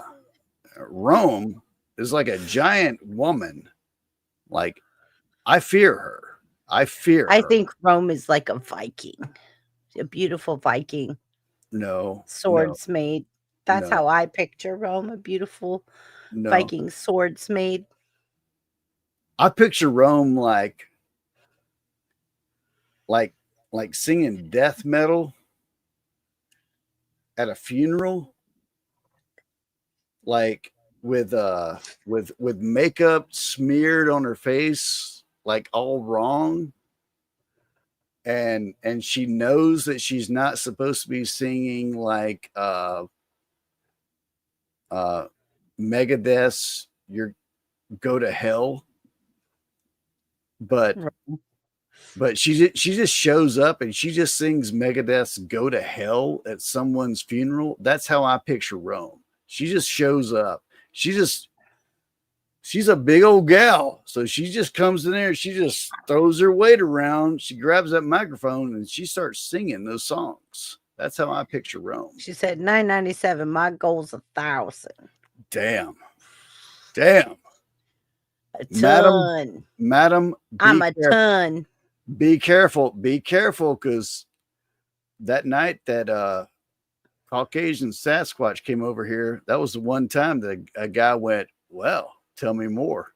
I'm like, whoa, I've got no more. I've got no more for that one. Okay. Mooseman says, I picture Rome like Joan Jett. And then Rome says, I usually sing The Conjuring at funerals.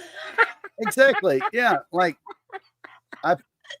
Mooseman's like, I picture like Joan Jett and Cherie Curry hanging out and writing Cherry Bomb. Cherry Bomb. Yeah. Exactly. No. It's actually this right here. This is the shit that's going on. Like, Rome is a big old gal and she knows how to throw that weight around. All right. So do you want to hear fucking A? You know what? I'm going to play you this song because this is a crazy song of ours, and it will show you how we went from a 3-piece to a 4-piece. Okay, yeah. And this song makes no goddamn sense. It makes no sense. I want to hear the music. It is the music. That is, yeah, I want to hear the rhythm. Yeah.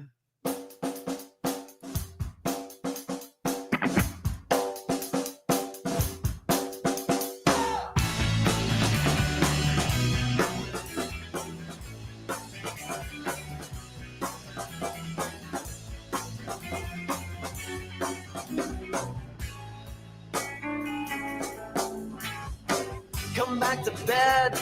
We'll make a puzzle out of each other's legs and talk about how we don't know a single thing about each other. You're looking posh, and I'm feeling crazy. Can we do that again without the gravy? Sure. I really think it's time we raise the volume here. The cops are here. Yeah, that's a problem. I've got some pot I wanna try to sell them. Well, I don't really think they're in the market. Oh my God!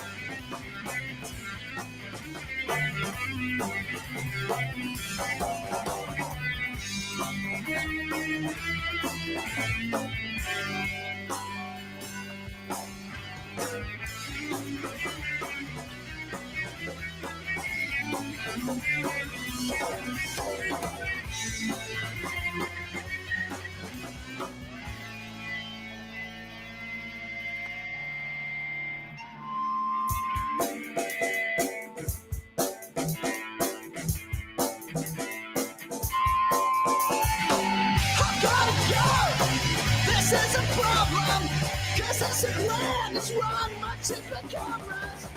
No thing will ever get the suckers out. What'd you think, BBB? I like that a lot. Do you want to hear my joke song? Please say yes. Sure. Please Yes. say yes. Absolutely. Okay, I'm going to give you the backstory on this one too. Okay. Roddy! Roddy's here. Yay, Roddy's in the house. Roddy. Roddy's in the house. Hi, Roddy. Okay. Thanks for so showing up, Roddy. This is the backstory on this one. This was the song that we would end our set with, and it was a joke song. It literally was a joke song. The producer that we picked for this album hated this song, and he goes, "You've got one take. We fucking nailed it." It is a joke song. Action.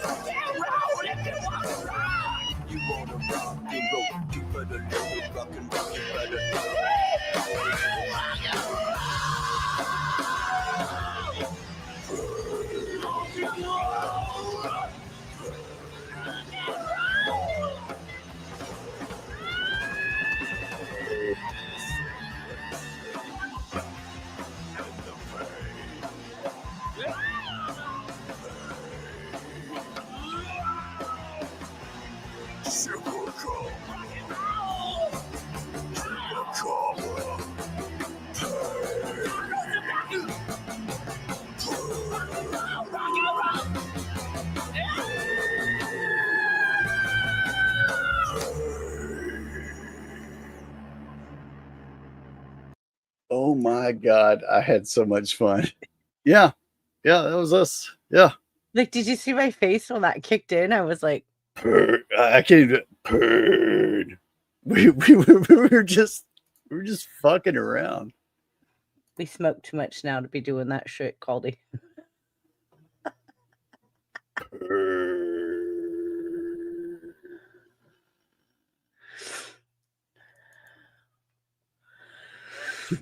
Chupacabras like music too.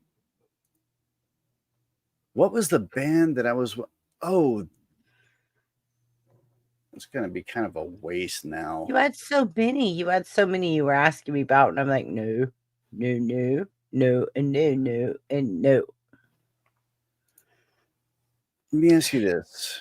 Rome and Roddy are way better at this than me. I work too much. I'm just. You know what? Let me go to the deep cuts. Let me go to the deep cuts. Have you ever heard a band called Velma versus Daphne? Also known as the Velcro Stars?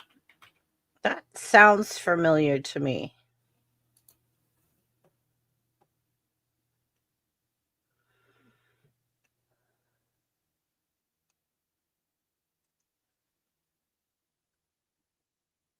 Yeah, I'm not going to play them right now.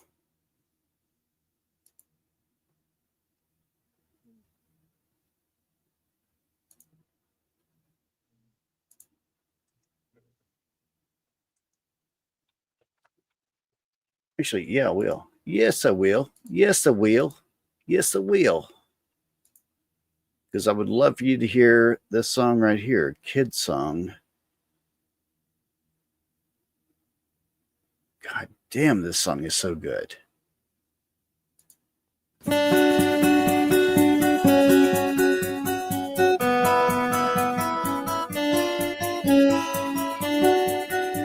And I have no control over this volume.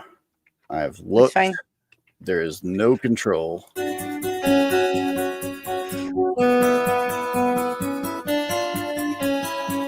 wish I were 5 years old with nothing else to do except make castles all day long out of popsicle sticks and glue.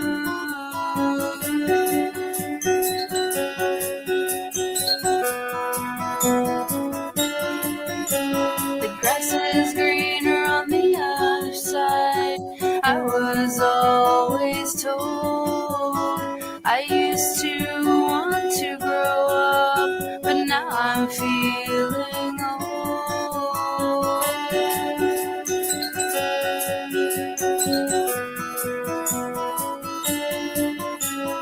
Life is much different when you're 5.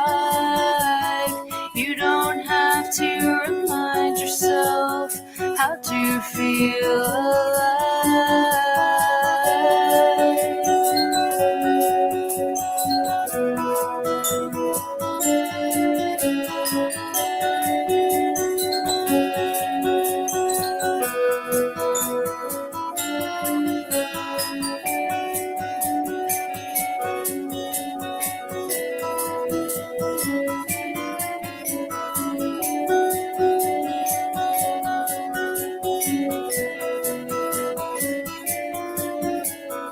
And if I were 5 years old, I would not have met you. And I could be happy again, but instead I'm 22.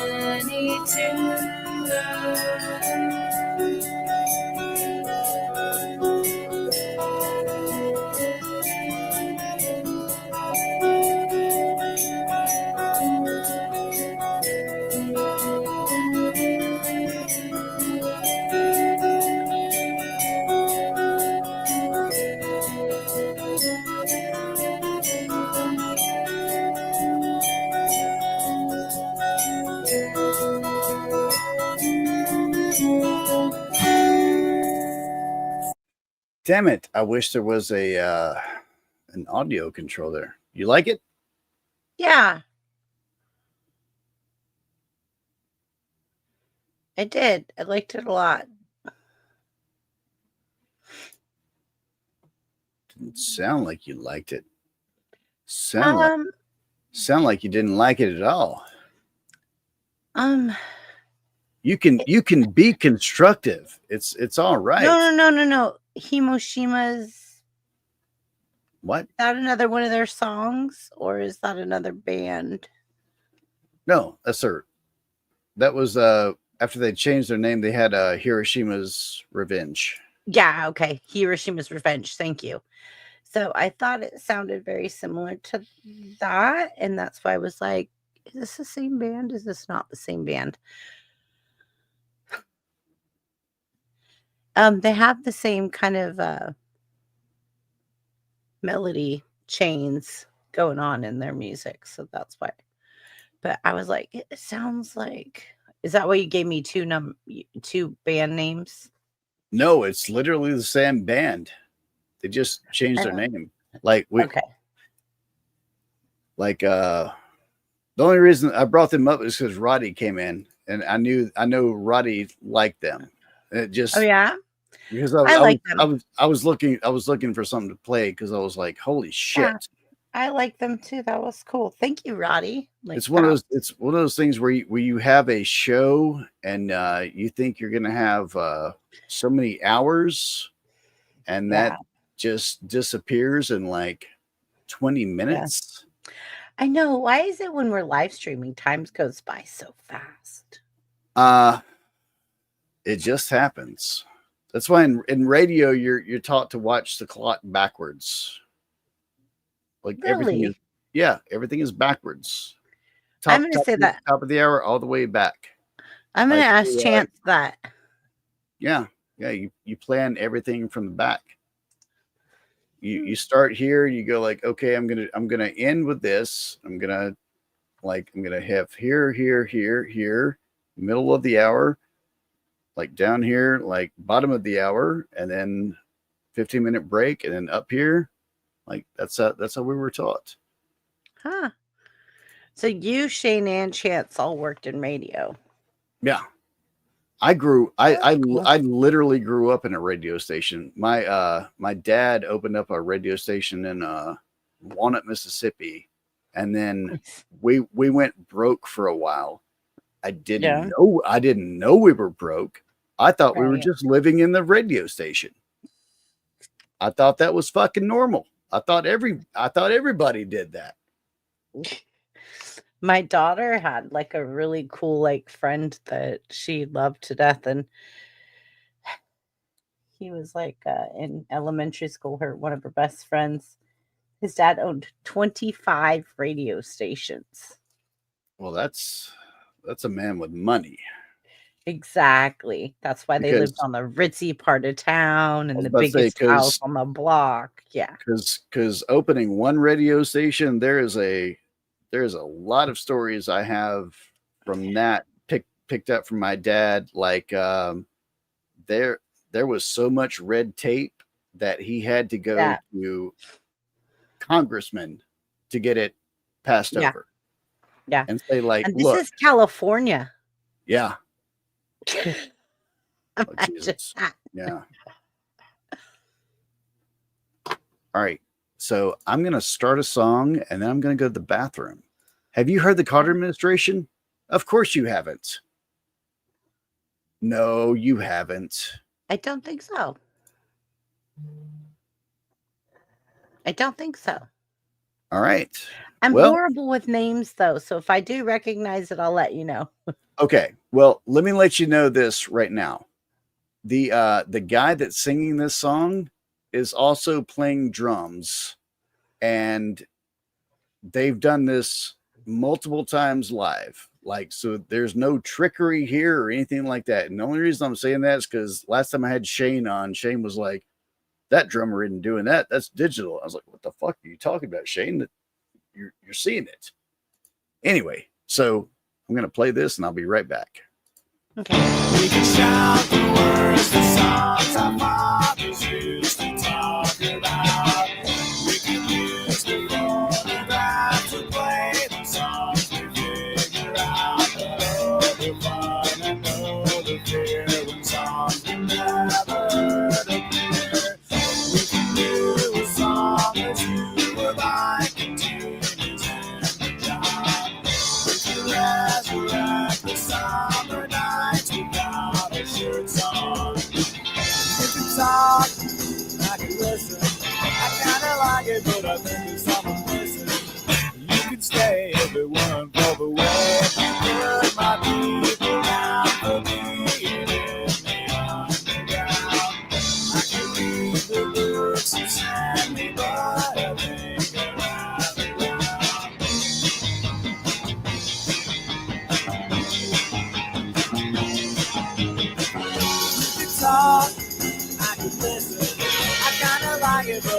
'cause I'm a messer. You got the mind, I got the muscle.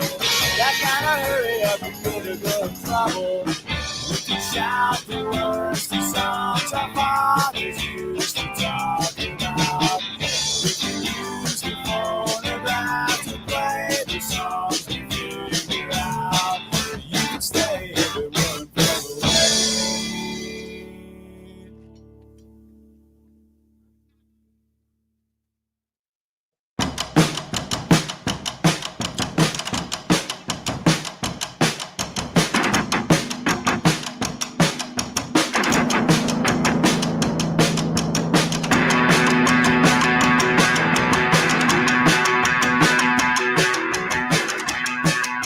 Oh shit! Going to the next one. I don't wanna have to hold your hand. I don't wanna listen to your band. I don't wanna hear what you've been saying. I don't wanna play the games you've been playing. I don't wanna live this life of frustration. You wanna intellectual conversation. I don't wanna watch you strut your high fashion. I don't wanna hear about war and destruction. You ask me once, I tell you twice. Because whiskey would be nice. I don't wanna know about your religion. I don't wanna know about your opinion. I don't wanna know about your politics. I wanna hear you talk 'cause it makes me sick. I don't wanna have to work for a living. I don't wanna have to take what you give them. I don't wanna let you shoot up the drugs. I wanna hear about the stuff you call love. Ask me once, tell you twice. Because whiskey would be nice.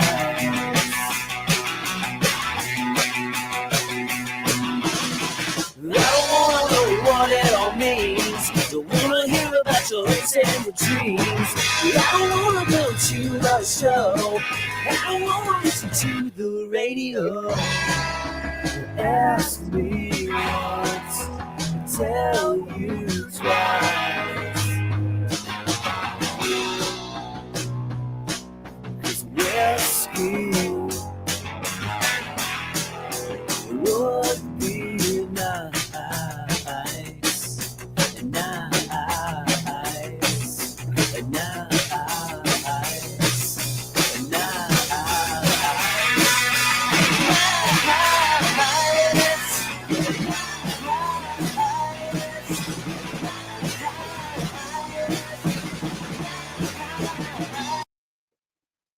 Oh shit! I didn't mean to cut that off, but it's good stuff, isn't it? Absolutely. Madam, I'm about to play you the super group. All right. I got to go soon because I got to be to bed by midnight or I turn into a pumpkin. I won't get up in the morning. Just saying. All right. I got you. I got you. I got you. I got you.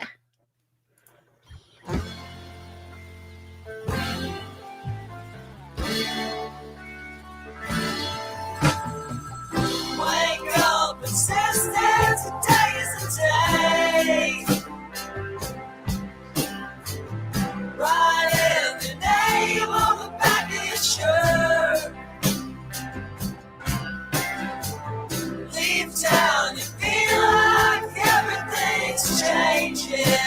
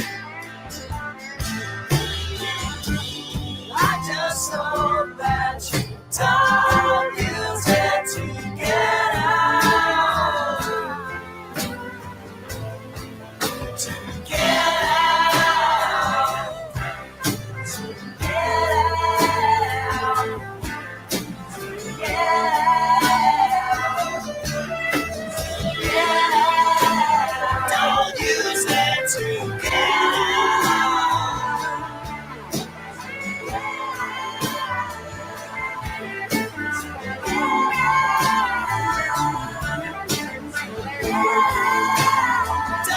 use it to get out.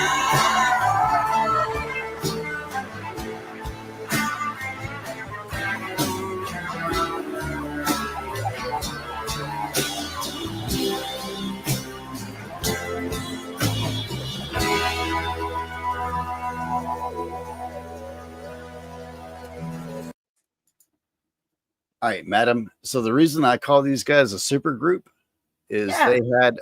they had our drummer, Mhm. they had 2 members of the Carter administration. Actually, they had all 3 members of the Carter administration playing with them. One of the Mhm. Carter administration was playing percussion, Mhm. and So you then witnessed this firsthand. oh yeah, this was Yeah, my yeah. this was my scene. This was the music scene that Yeah. I was in. And they also had this guy right here that would step in. I don't know if I've played have I played Ghostfinger for you? No.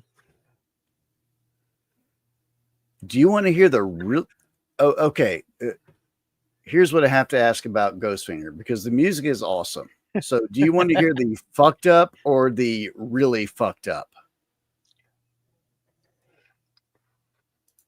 Whatever you want me to hear. And just answer me, babe. Like Really fucked up. the really fucked up is over here. Really Let's fucked get up the is really fucked up. Lady. This is You're like, make it easy, BBB pick. I'm like, well, all right. fucking A. This is Lady by Ghostfinger. The music is awesome, and if you can figure out the lyrics, good luck.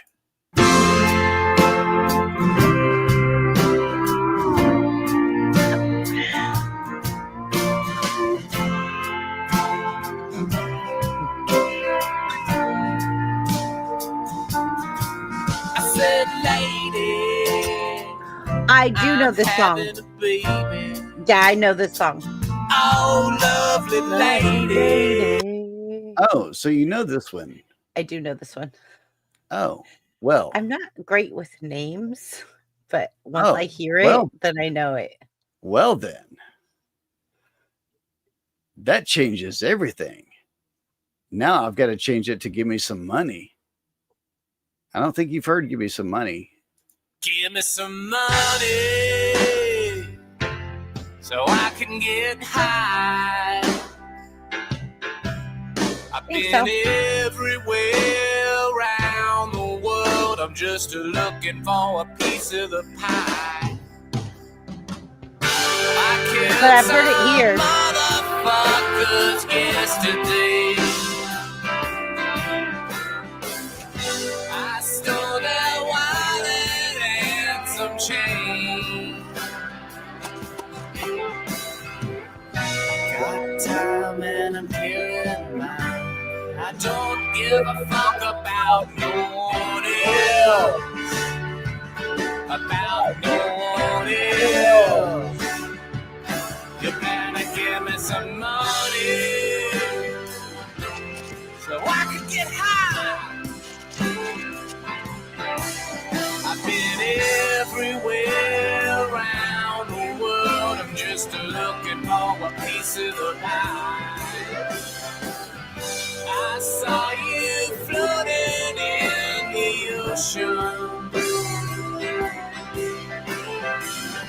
I just sit back and watch you die.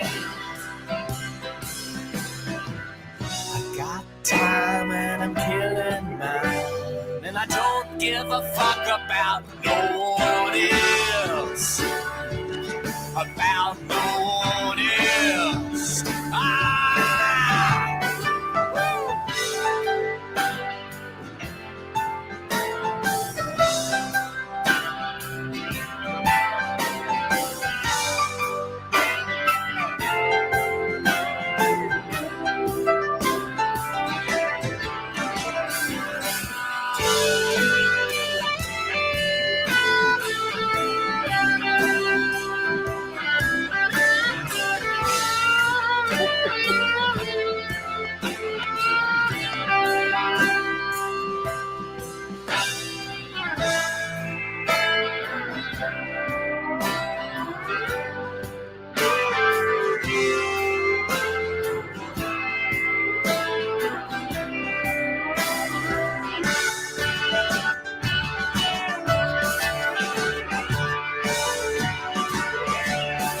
Give me some money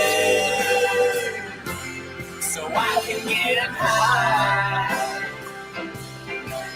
I've been everywhere around the world. I'm just looking for a piece of the pie. Give me some money so I can get high. So motherfucking money so I can get high. All right. So to answer your question, Roddy, who is this singer? This is a guy named Richie Kirkpatrick. He was he played in this band, and he's still playing in, like, this is his baby. Ghostfinger. But yeah, he's also played with Kesha and lots of other people like that. Like this, like pretty much everybody that I've played for you guys has gone on to do something fucking fantabulous. And since we're sticking on Mr. Richie Kirkpatrick,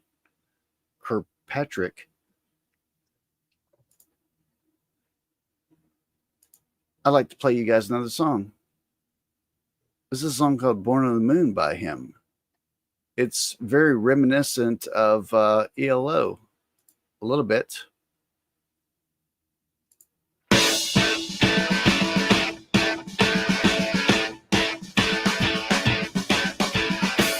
You cut me out, you pissed around, and now you ain't got time to pray. You see, you've never been that much of a fan of the moon anyway. I set my sights, the time is now. I forgot to tell you guys, there is no bass player in this band. There is only the keyboard player. It was a drummer, Richie, playing guitars. They had a steel player that would sometimes play rhythm guitar. And then the craziest motherfucker in the world. I will tell stories about that guy later. But I just want you guys to know there was no bass player in this band. Gonna blow up the moon tonight. There ain't gonna be no change in my mind. I'm gonna blow it up in a flash of light. And when you finally realize that this the end, you reach the end of the line. And when you finally realize you reach the end, you reach the end of the line. The end of the line. I guess you just got back from space. A magical man and he's wearing a cape. And he says he knows the way, but he don't know the way. To blind in space, far on the moon, inside of a tube, inside of you. But I'll be back soon. I'm gonna blow up the moon.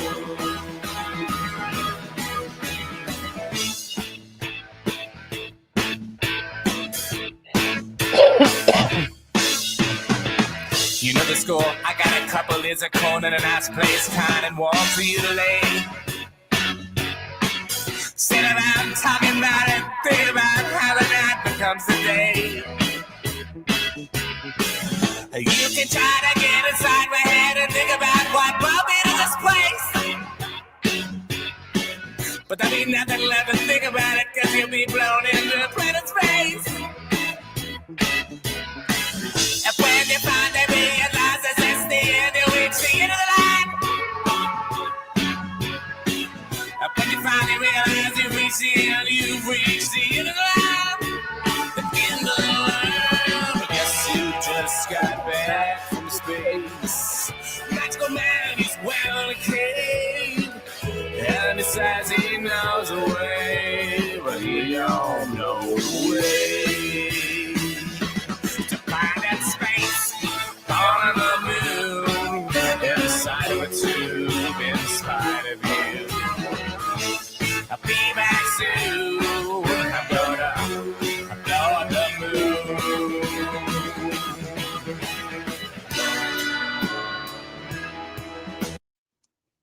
Oh, shit. I'm so sorry. I did not mean to do that. I hate that about that, where you click on something. Well, Chrissy, I have another song for you. Okay. Chris is like, I gotta go to sleep because I'm old. And if I don't go to sleep, my bones are gonna break. No, but I'm half a century old. I'm half a century old, and if I go to sleep, my bones will break. Help me, Rome. Pick me up, Rome. Stop it. Hey, Rome. Hey, Rome. Can you pick me up and take me to the bed real quick? My name is Chrissy, and I don't know why I went to that. I don't know. I was like, what did I do to you, Colby? I don't know. I was like, I didn't do nothing to you. I'm a son of a bitch sometimes. Yeah, well. But anyway, I got you on my big screen though. Content to live, content to die, content to rise, content to fall. So keep it fine, like everything. Still my heaven make me feel all the time. It's now or never. Here we go. Tell me that everything is dead, and I will open my surprises in your head. Tell me that everything is dead, and I will open my surprises in your head.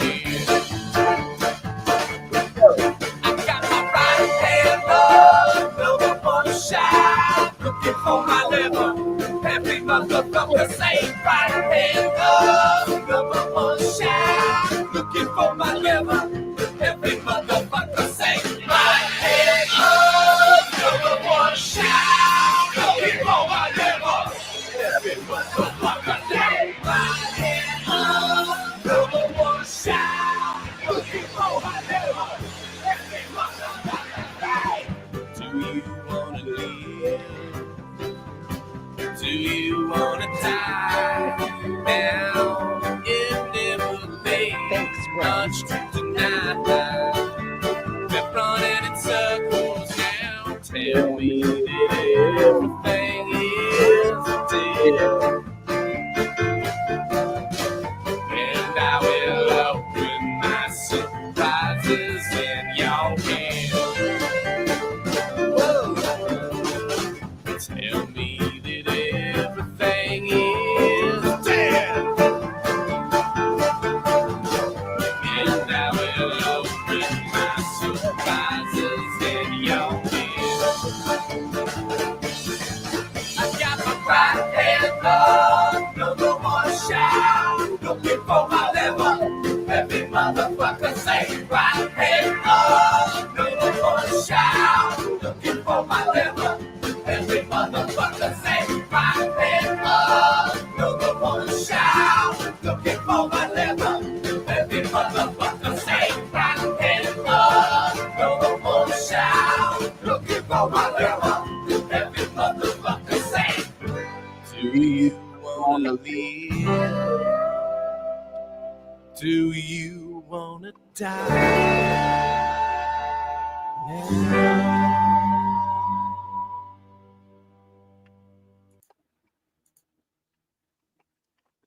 Well, what?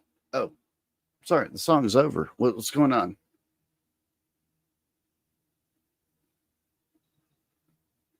What's going on here? Hanging out with you, Colby.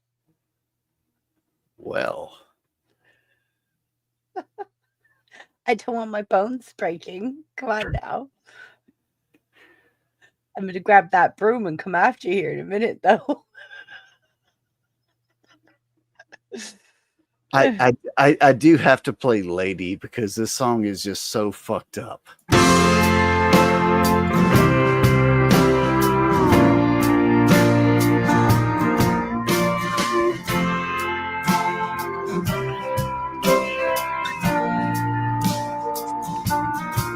I said, lady, I'm having you, baby. Oh, lovely lady, I'm gonna have a baby. You know, I took some eggs and then I mixed them with gravy. Oh, lovely lady, what another baby.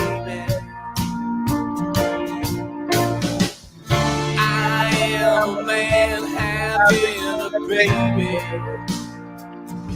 Oh, isn't it crazy? You know, isn't it crazy? Nothing to do but build me a living. So I'm building a living. Help me build a living. Solemn system sibilance. To view my new way of living on song that no one can deny. My life. Deny my baby. Deny my lady. Oh, no one can deny my existence. I am a man having a baby. Oh, isn't it crazy? You know, isn't it crazy? Nothing to do but build me a living. So I'm building a living. Help me build a living.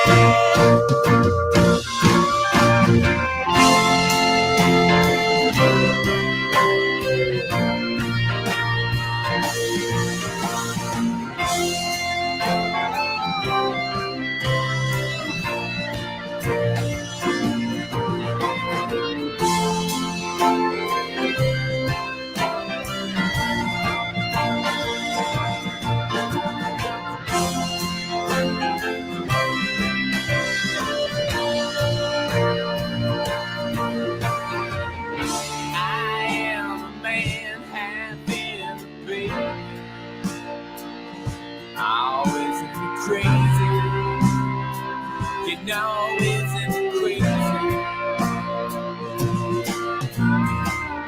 Nothing to do but build me a living. So I'm building a living. Help me build a living. I said, lady, I'm gonna kill you, baby. And I tell you, lady, it's gonna be blood. A tiny little hand in a tiny eye. That fucking baby growing in my leg. I am a man happy. Shit, I did it again. You know what? You're on a roll tonight. I am. I'm gonna dip out. I'm gonna dip out next during next song because I want to eat my dinner and go to bed. You're gonna love this next song though. I'm still watching you on my big screen. Yeah, dip out if you want. I'm just not going to be on panel, but this song is. I think I can pull up lyrics for this song, and I hope I can. Let's go. There you go. Good night. Good night. I'll still be in chat. No lyrics. I'll be in chat.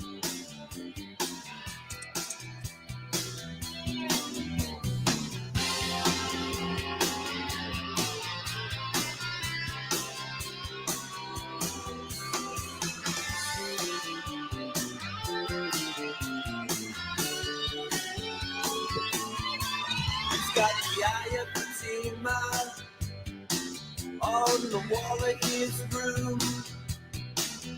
2 bottles of tequila, 3 cats in a broom. He's got an 18-year-old angel, and she's all dressed in black. He's got 15 bingos of cocaine tied up in a sack.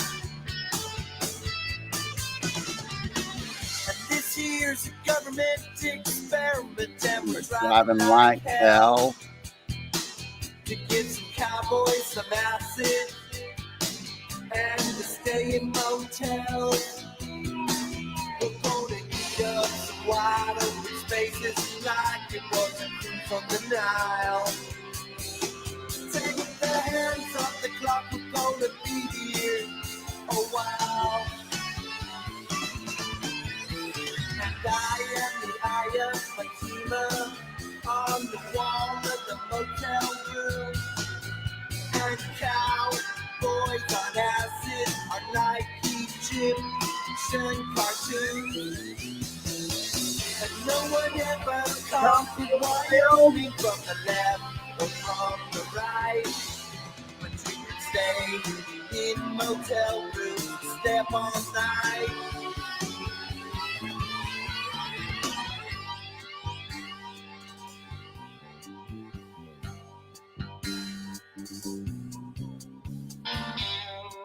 Why they didn't have lyrics for the song, I don't know, because they are brilliant.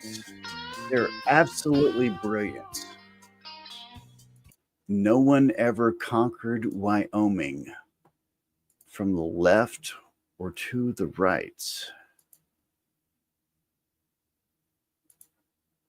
Yes. Like Rome just said, this is a I rarely do this, but this is the one time that I'm asking for donations. Rome needs money to get high. She needs, oh my God, we have ourselves a guest. Oh my God. If you don't give Rome the money, this guy is going to chew you out. How are you doing, sir? How are you doing, man? What's up? You got a song for me? If you got something queued up? Oh man, I love it when Zach shows up.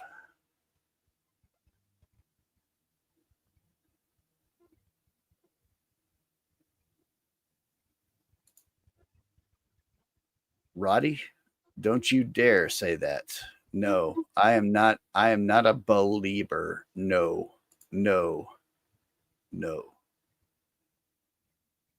Although some of the early 80s into the 90s boy band stuff, they had some catchy songs, but no, I'm not a believer. But damn those new kids on the block with Please Don't Go Girl. That Please Don't Go Girl. Oh, something about that I love that song. I think it just ruined all credibility.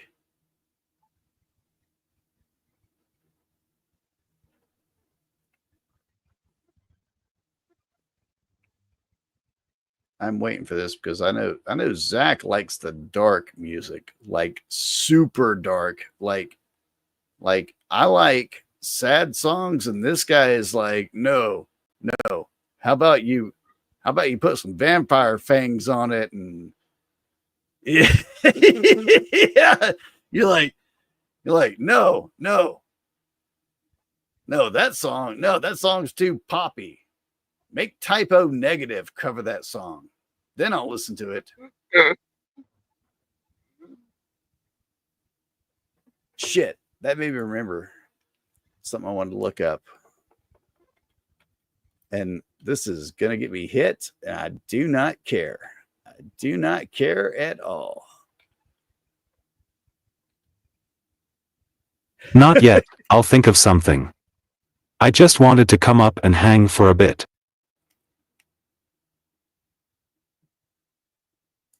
I got a song for you, buddy. I think I have a song. BBB says, I'm in chat till I fall asleep. That's going to be like 5 minutes. She was falling asleep up here. I'm not talking trash on you, BBB, but you were falling asleep. I'm just joking. I'm literally just talking trash because I'm still up here and you're not here. That's the only reason I'm talking trash. This song is for this song is for Mr. Zach.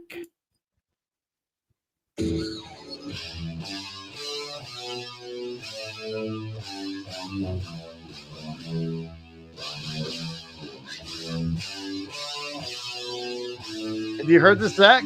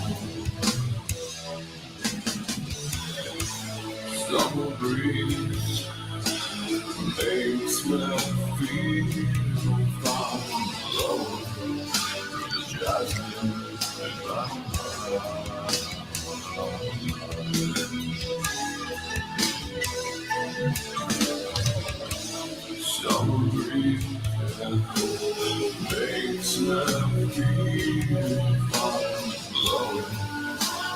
Jackson in my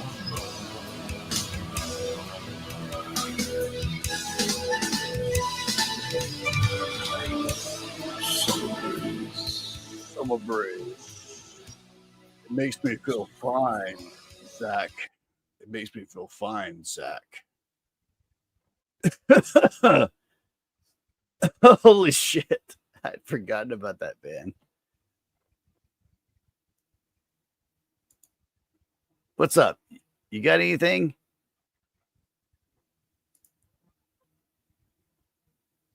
Jekyll and Hyde by Five Finger Death Punch. Oh my God. Jesus Christ, dude.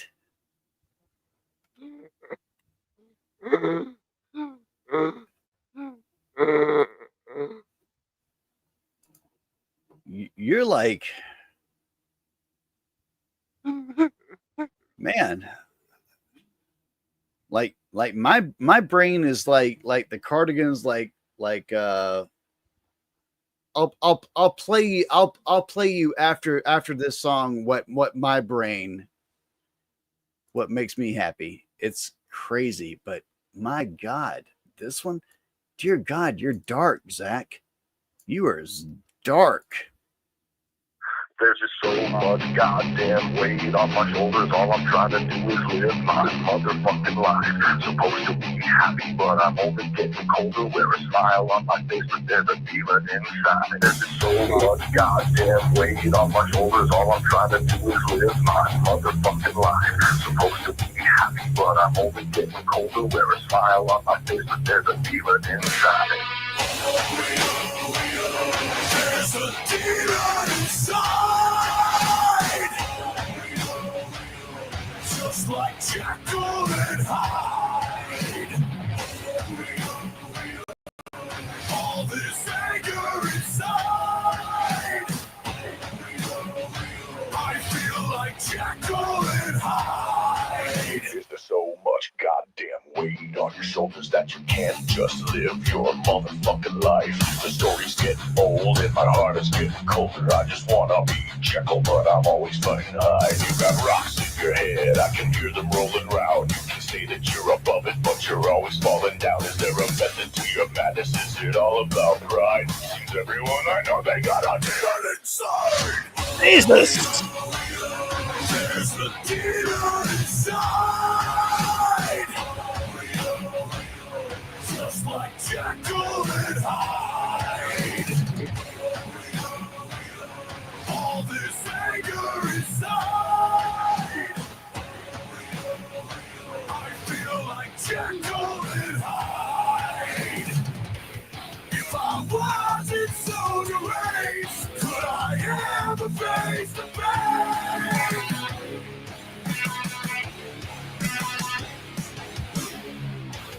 If I ever were to change, would the song remain the same?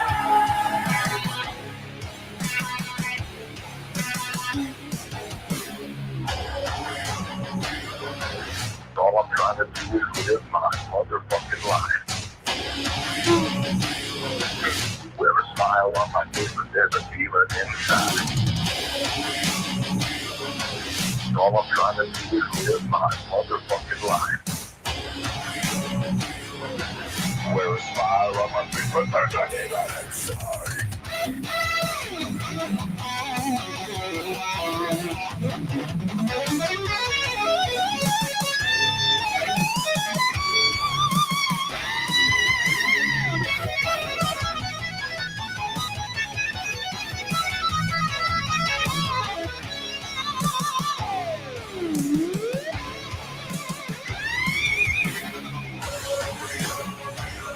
There's a demon inside. Just like Jekyll and Hyde. All this anger inside. I feel like Jekyll and Hyde.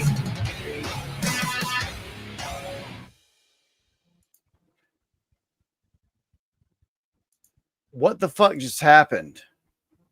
What just happened? I've never listened to that band. I'm not a big new metal fan or something like that. Like, what just happened? Like, I just broke shit around me that didn't need to be broken.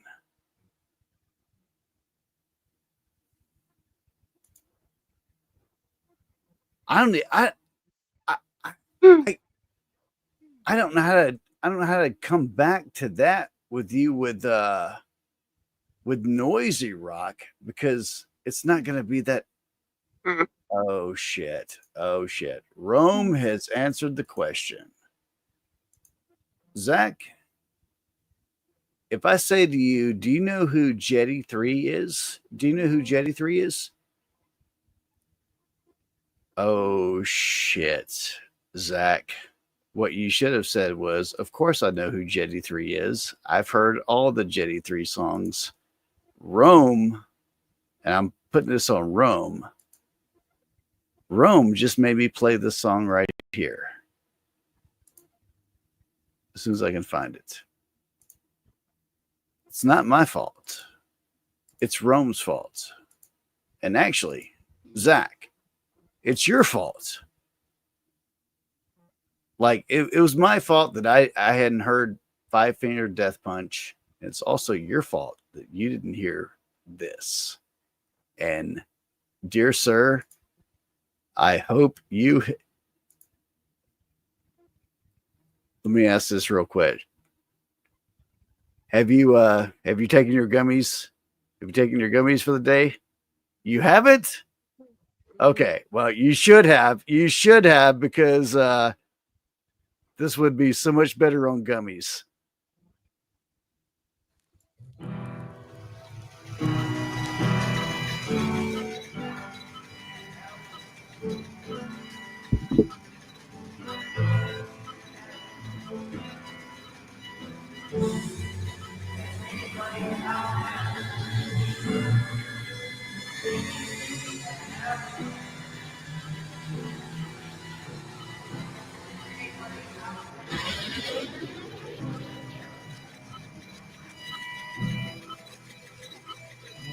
Last night something pretty bad happened.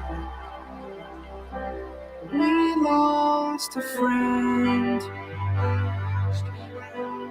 all shocked and broken. Shut down, exploded.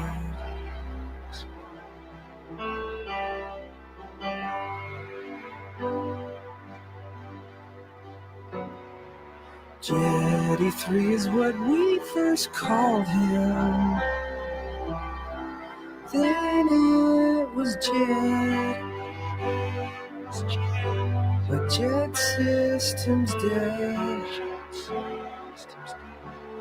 Therefore, so's Jet.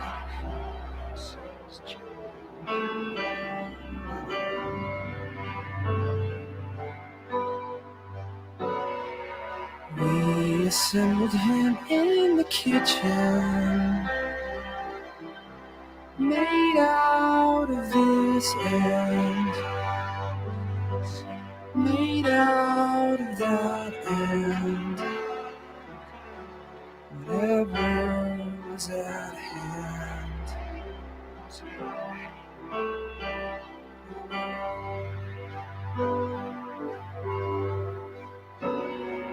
When we finished Jet, we were so proud. We celebrated, we congratulated at what we'd created.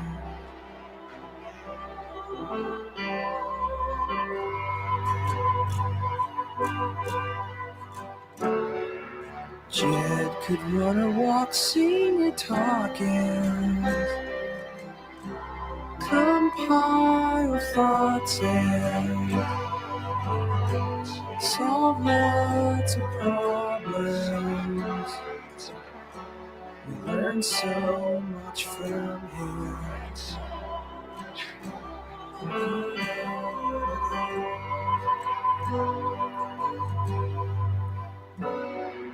Couple years went by and something happened. We gave Jed less attention.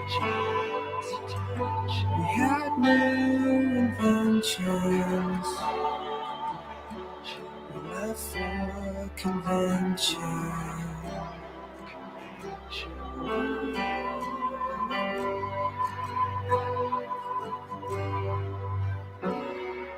Jed had found her booze and drank every drop. He fizzled and popped. He rattled and knocked. And finally he just stopped.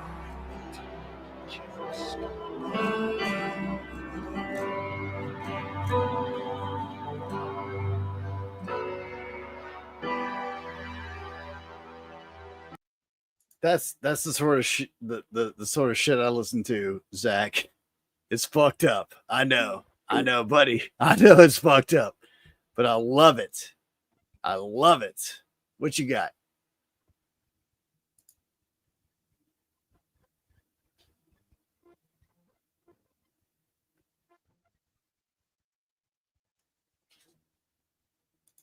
The main thing I love about this band is the music that is behind it. I really don't care. Actually, Jed the Humanoid is a great song, but the other stuff is just the music. I love it.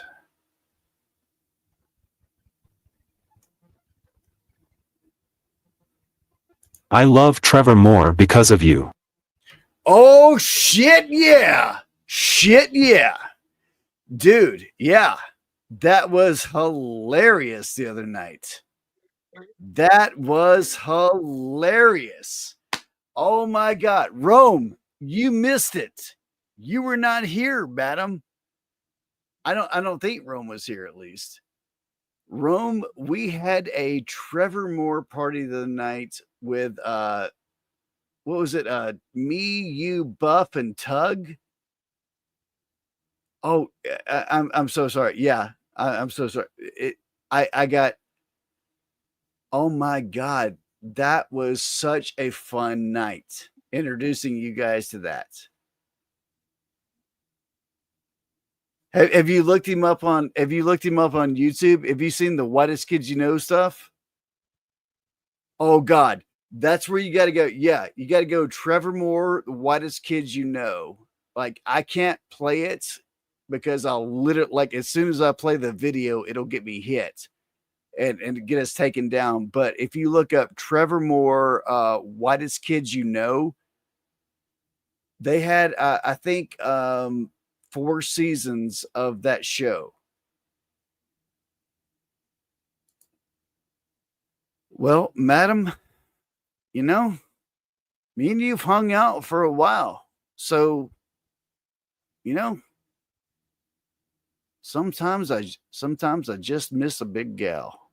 Sometimes I just miss the big gal. I'm so sorry for that. I think the only way I can properly apologize to you is to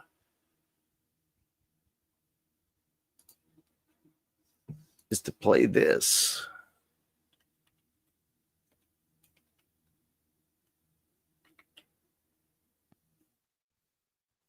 And also Zach, if you're looking for his stuff, if you look on I think he has more stuff on Spotify than he has on Apple.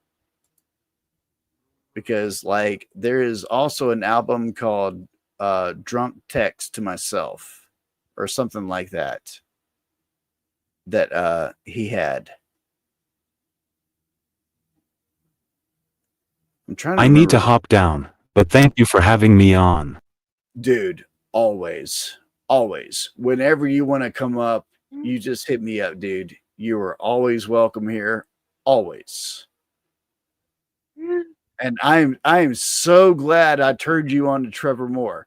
And before you drop down, let me put this into the back chat so that you know what I'm talking about.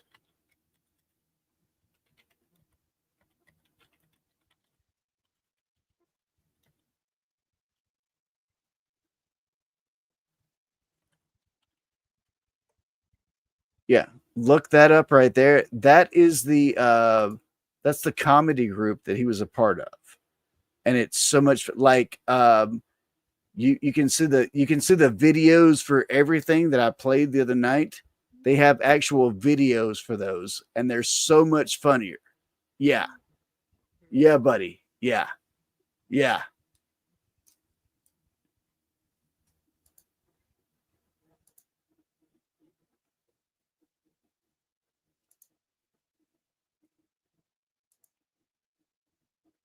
Here I am by myself, thinking no one wants to hang out with me. This is what people should never do to me, is give me a list in front of me. Oh my God. Like, I'm going over this, and I'm going right now with this one. I am 100% going to get taken down for this, but I do not fucking care. I'll be back in a minute if I get taken down.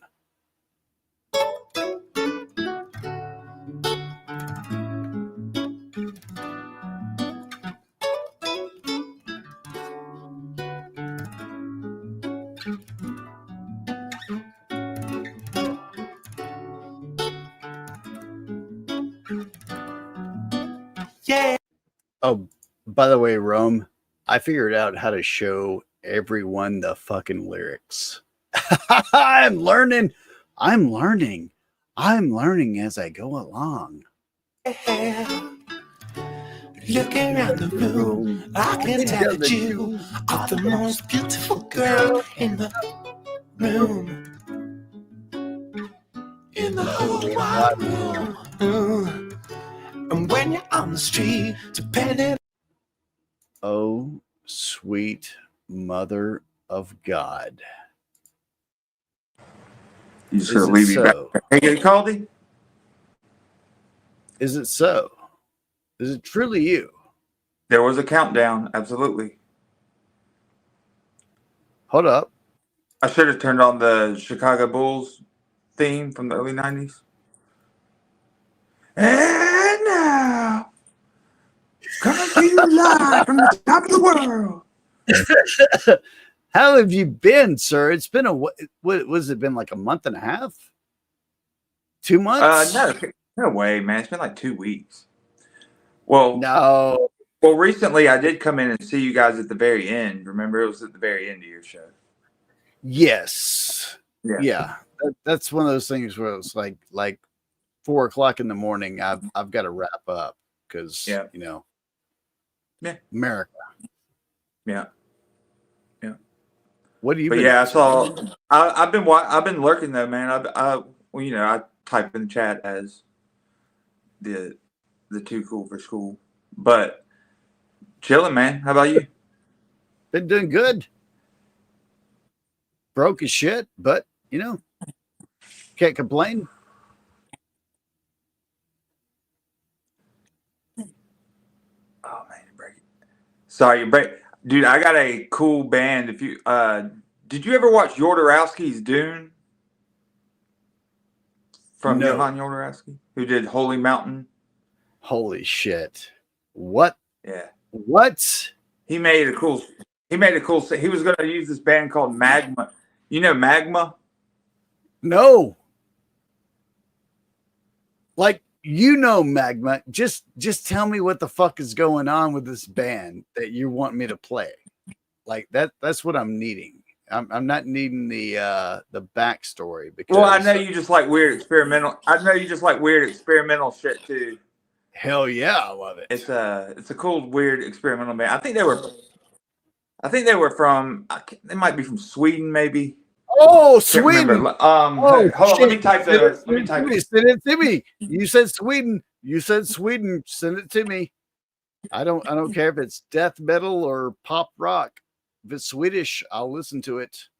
I will give it a chance. Those goddamn Swedes. No, it's really weird. I put it online. I'd put it online with like Zappa-esque. I'd put it online with like Zappa-esque, but it's more into like I don't know.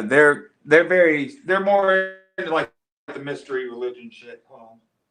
No, but you have to you have to admit this, Benimus. Like every band that has like emerged from Sweden to go on to be like out of Sweden has been an excellent band. You have to admit that. Even ABBA. I don't know if I'm sure there are bands from Sweden that are not that great. Colin. No, there was like during the time of the Cardigans, there was a band called Cinnamon that didn't break out of Sweden, but I remember seeing Cinnamon and they couldn't do it. No, Susie and the Susie and the Banshees is from England. They were she was mixed up with the Cure. She was basically a member of the Cure. It's pretty much like Robert, not Robert Plant, but Robert, whatever his name is. Yeah, Susie and the Banshees was basically. I just put a title in the chat. She was what? How she know Robert Plant? She was what with Robert Plant? No. Roddy was asking. Oh, I thought you said Robert.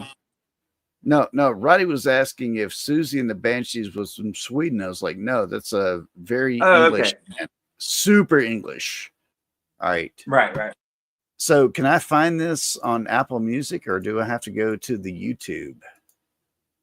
I don't know. It's probably on YouTube, but they're not going to get you for it, man. It's a live, like it was like an Access TV performance anyway, so it's not even a. You won't even get it for it. Great. Let's do it. It should be that. Do you see it? Yeah.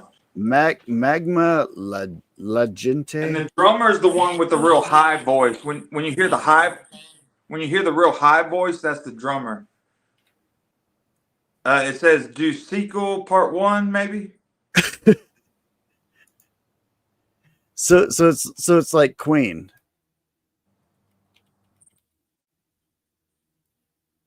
You got to play the video though. Am I spelling this right? Magma Legende. It says yeah. It says legend with an E, and then just type part 1 and see if it comes up. And it should be the black and white one with the dude's face right there. Yeah, this guy. I don't know the actual names of their songs, so I can't tell you the name.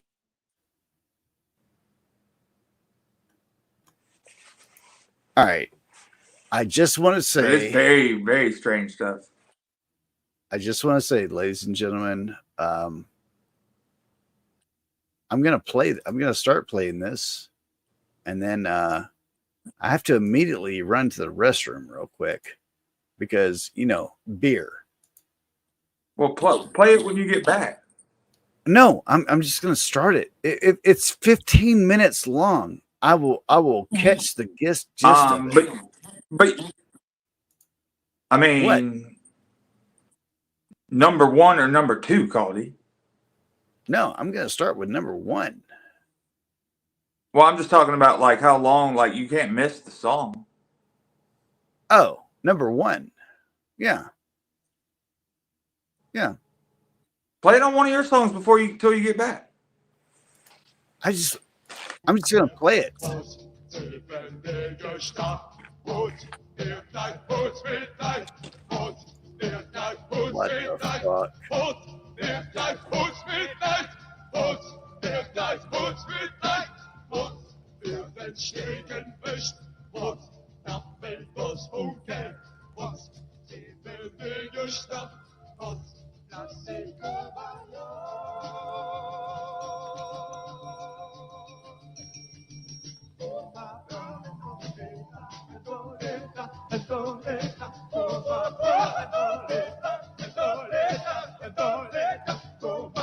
the fuck?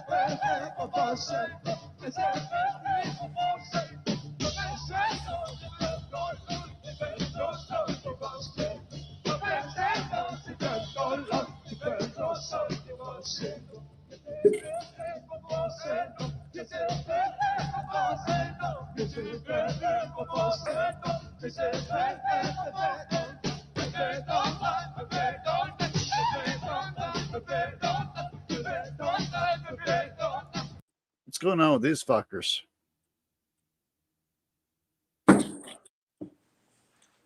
Venomous? What's going on with these I think fuckers? late '60s, early '70s. Is that Johnny Cash? Where'd the song go? No, right. No, I just paused it real quick. Those guys are all European, man. Are you sure that's not Johnny Cash? Like, he loved the weird shit. I don't know if it's not Johnny Cash, but I would bet $100 on it, Calder. No. I'll be right back.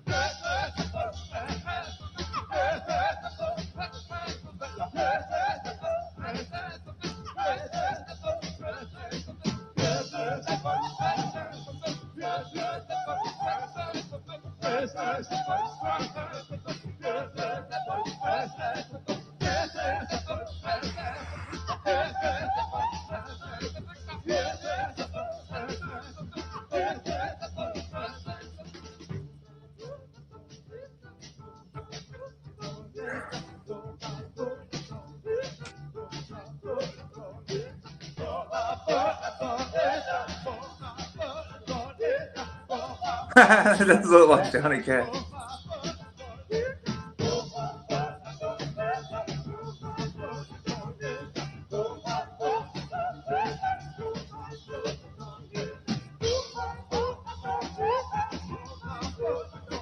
Johnny Cash doppelganger.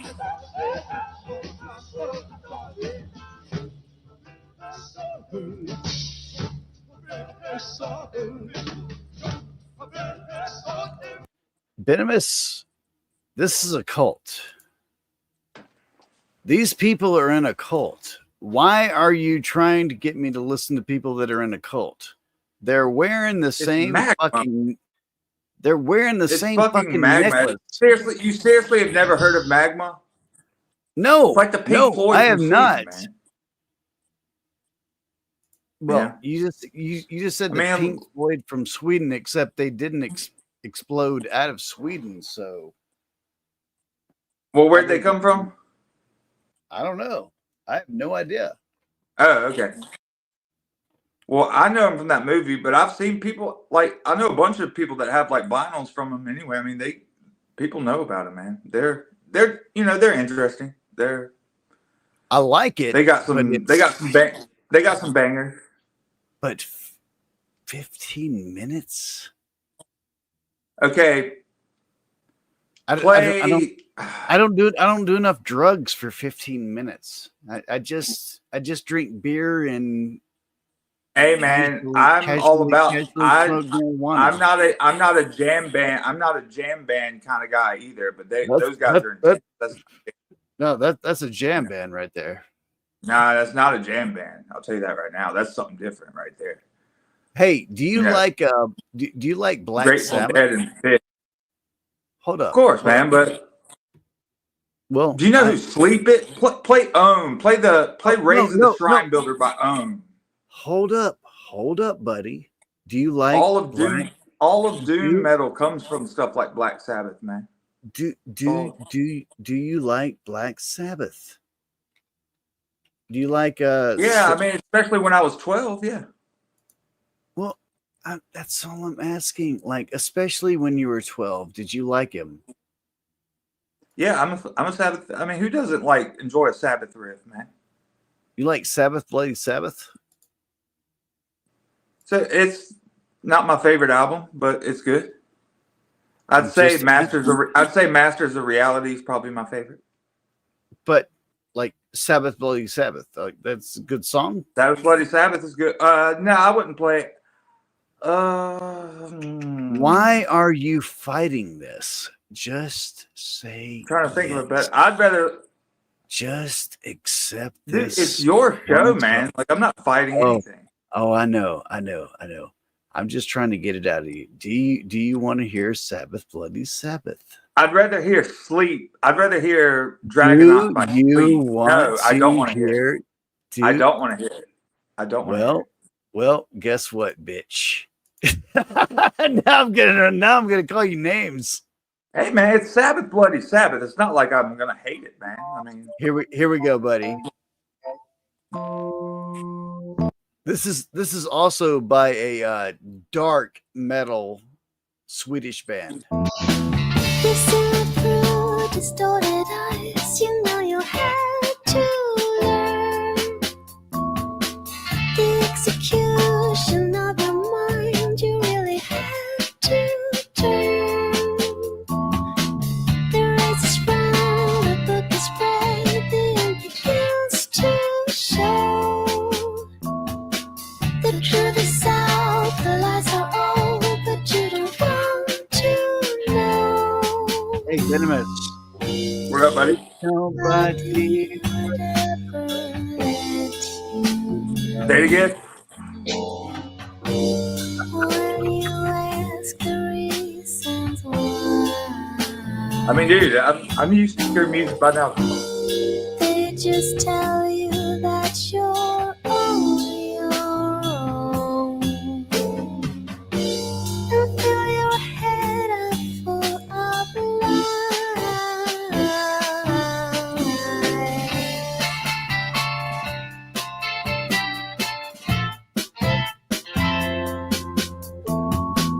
the people who have crippled you, you wanna see them burn. The gates of life have closed on you, there is just no return. Nobody would ever let you know. When you ask the reasons why, I'm going to get a beer. Keep it going, man. The intensity. just tell you that you're on your own. And fill your head up full of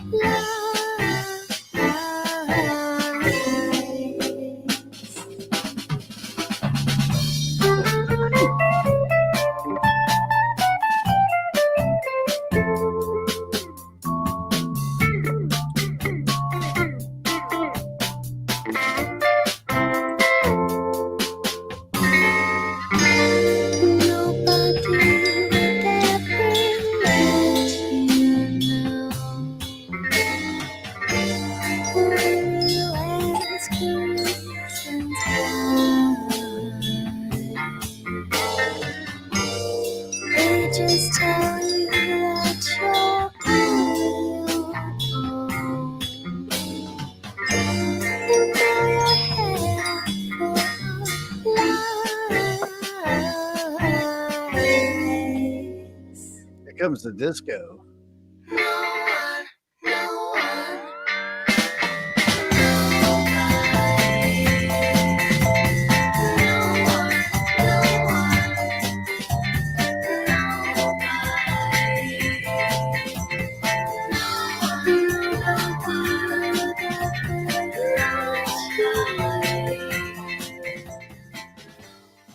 I'll just pot that down so we can talk, sir.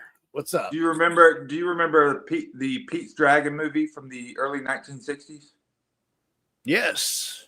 Yes, I remember. Yes. That's hell a yeah, damn good soundtrack as well. She's like, "We'll cook, we'll make you gingerbread.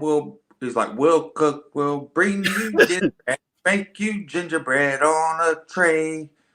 We're gonna grab him, snatch him, drag him through town, put him in the river and let the punk drown. Bog him, sock him, tie him in a sack, yeah, tie him screaming to a railroad track." Killer song. I don't remember that one. I'm not as much as a fan of the animated mixed with the, the old Disney animated mixed with the live action movies. So let's go even further back into the what?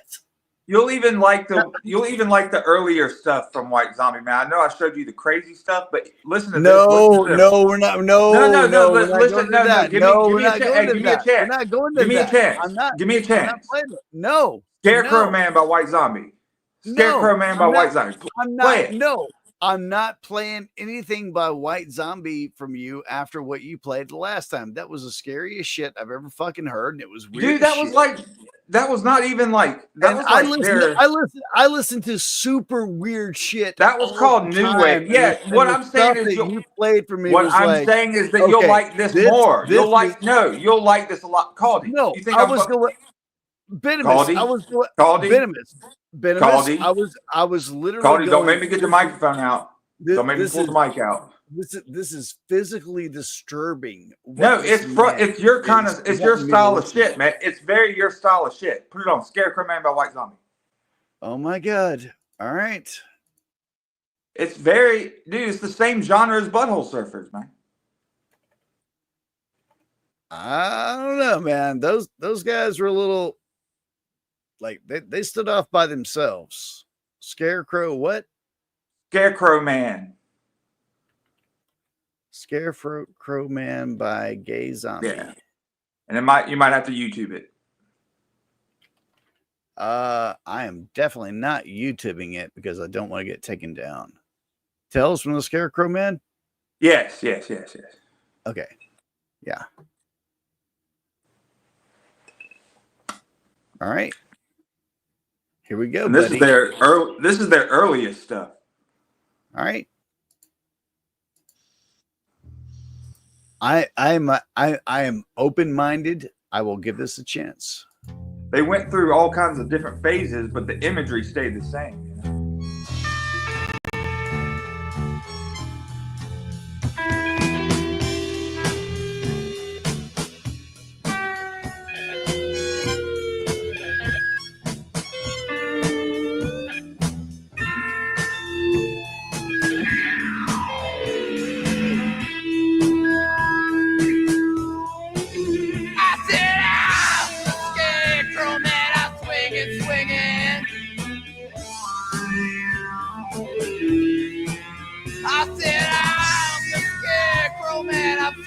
Swinging from the hanging tree.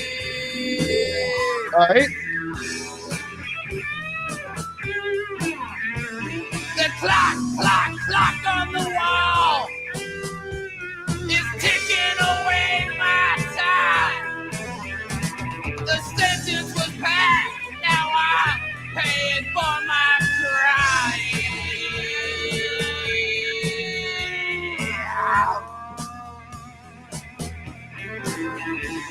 I reach out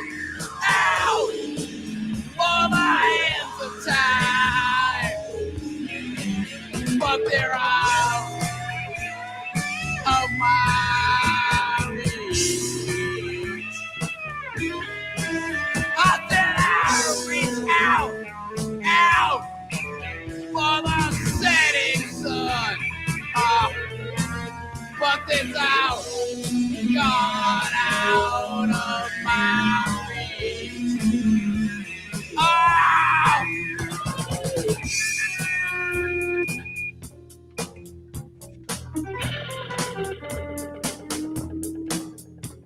The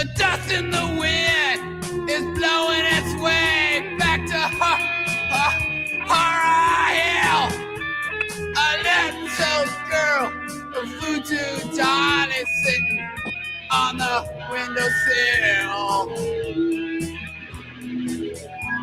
The broken glass sparkles in the night. Sign on the door tells me no one home tonight. Ah!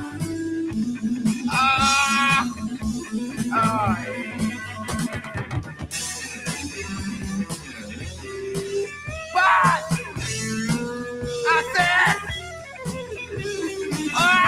the scarecrow man, I wasted away. And I'm swinging on the hanging tree.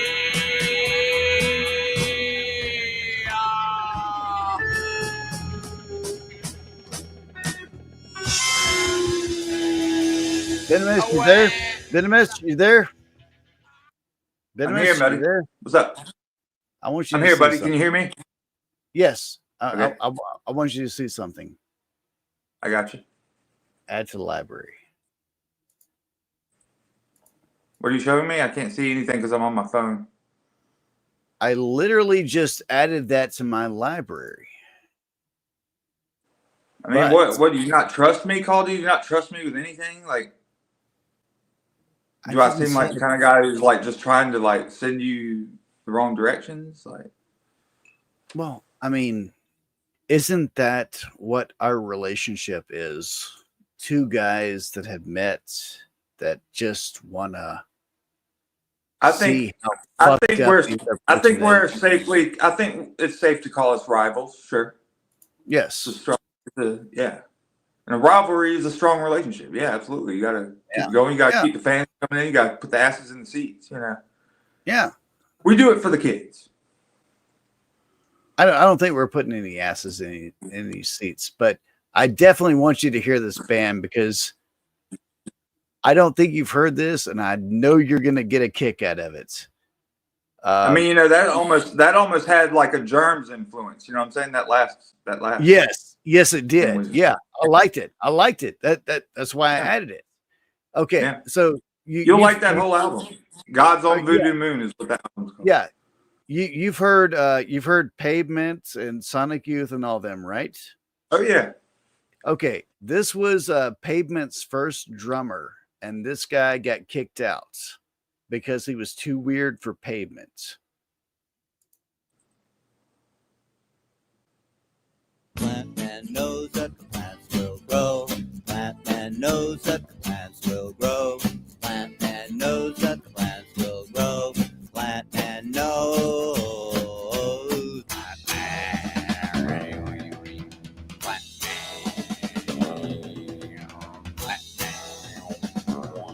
Kind of sounds like some of the later Vandal stuff. Plant man knows where the plants will go. Plant man knows that the plants will grow. Plants don't know when the plants will go. Plant man knows if the plants will grow. Plant man. Plant man.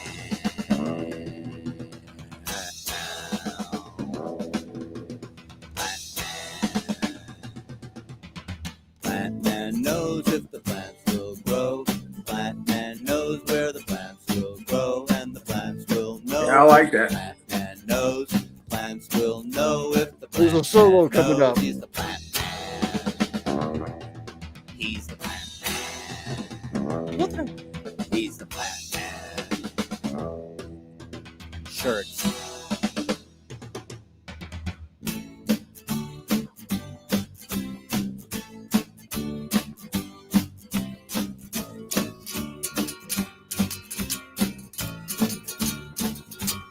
Sweet.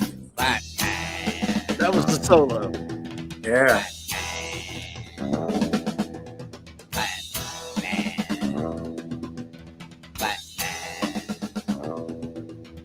Plant man knows where the plants will grow. Plant man knows. Yeah, I just like. I'm just putting something on to. I'll say, yeah, I just like cool music. I don't care the genre. It could be any genre. Like every genre's got its dumbasses and fucking good, you know. The same with higher, me. lower.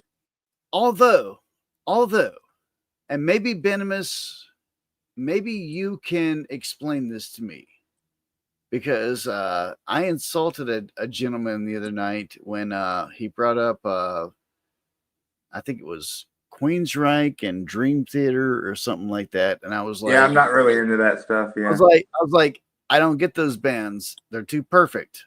They're perfect. Like, yeah, they come out, they play their shit, everything is fucking perfect. Yeah, But I guess but the way he described it to me was like, for ADD people, was it made sense, because like you're seeing that they were seeing like you know, that kind of play out on stage, and I was like, okay, I get I it. wouldn't throw ADD in there with that. I think it just depends on the individual, on who's observing it. Yeah, like I just can't imagine paying money to hear silent lucidity. I cannot, like, I would rather chop my fucking legs off and have to crawl to the hospital than listen to that fucking song. Right. Is that wrong? No, it's not wrong. It's fucking those shows are. I mean, they're commercial, man. It's retarded. Like, it's not. There's no fun. There's no vibe in it. Like, I'm into all the bands I'm into and all the stuff. Like, you know, it's just like movies. You got to go back to the original. Like, a franchise that has like 9 or 10 bad sequels means always go check out the original. You know what I mean? Because that original is carrying the rest of those bad sequels. So I mean, it's just like the bands, like the early days are what's like real magical when it comes to most musical artists. You know, just because they're still living, they're still grinding. You know. Yeah.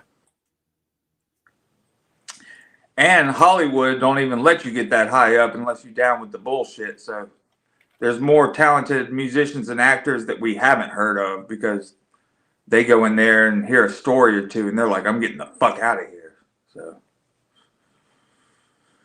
keep talking for a second. I'm trying to find this one album that was a mix up in the 90s, but keep talking for a second, sir, if you don't mind. I guess I forgot kind of what time it was. I was trying to look around what time it is. Oh yeah, it's survey time. Hey, yo, is everyone here to see this freaking nerd above me playing his fucking, let's see, 9-year-old Asian birthday party music? Or is everyone here tonight to see the Ben W? Oh, wow. One more for the good guys, Caldy. That's one more.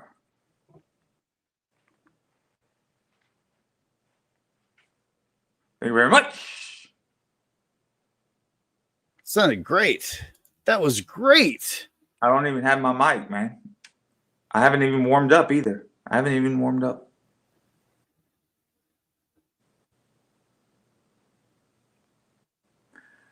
What does that This say? song, have you heard this Nirvana song? This one right here, first Which chorus one is verse. that? Yeah, I've heard every Nirvana song, man.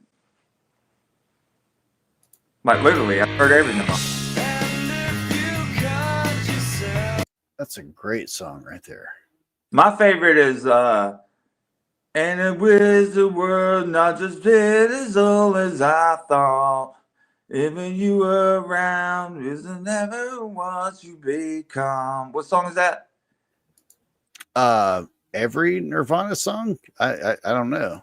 Oh yeah, that'd be fun to do a Nirvana like invitation for Halloween. Like, in a Sunday, what's that? My days are gone. Let me find that song. That's a good song.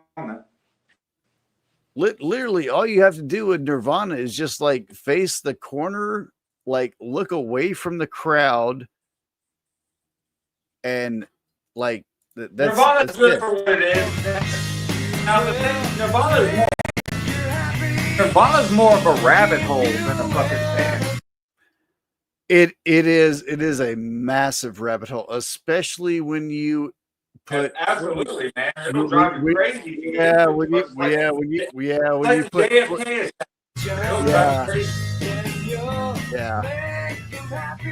that's crazy.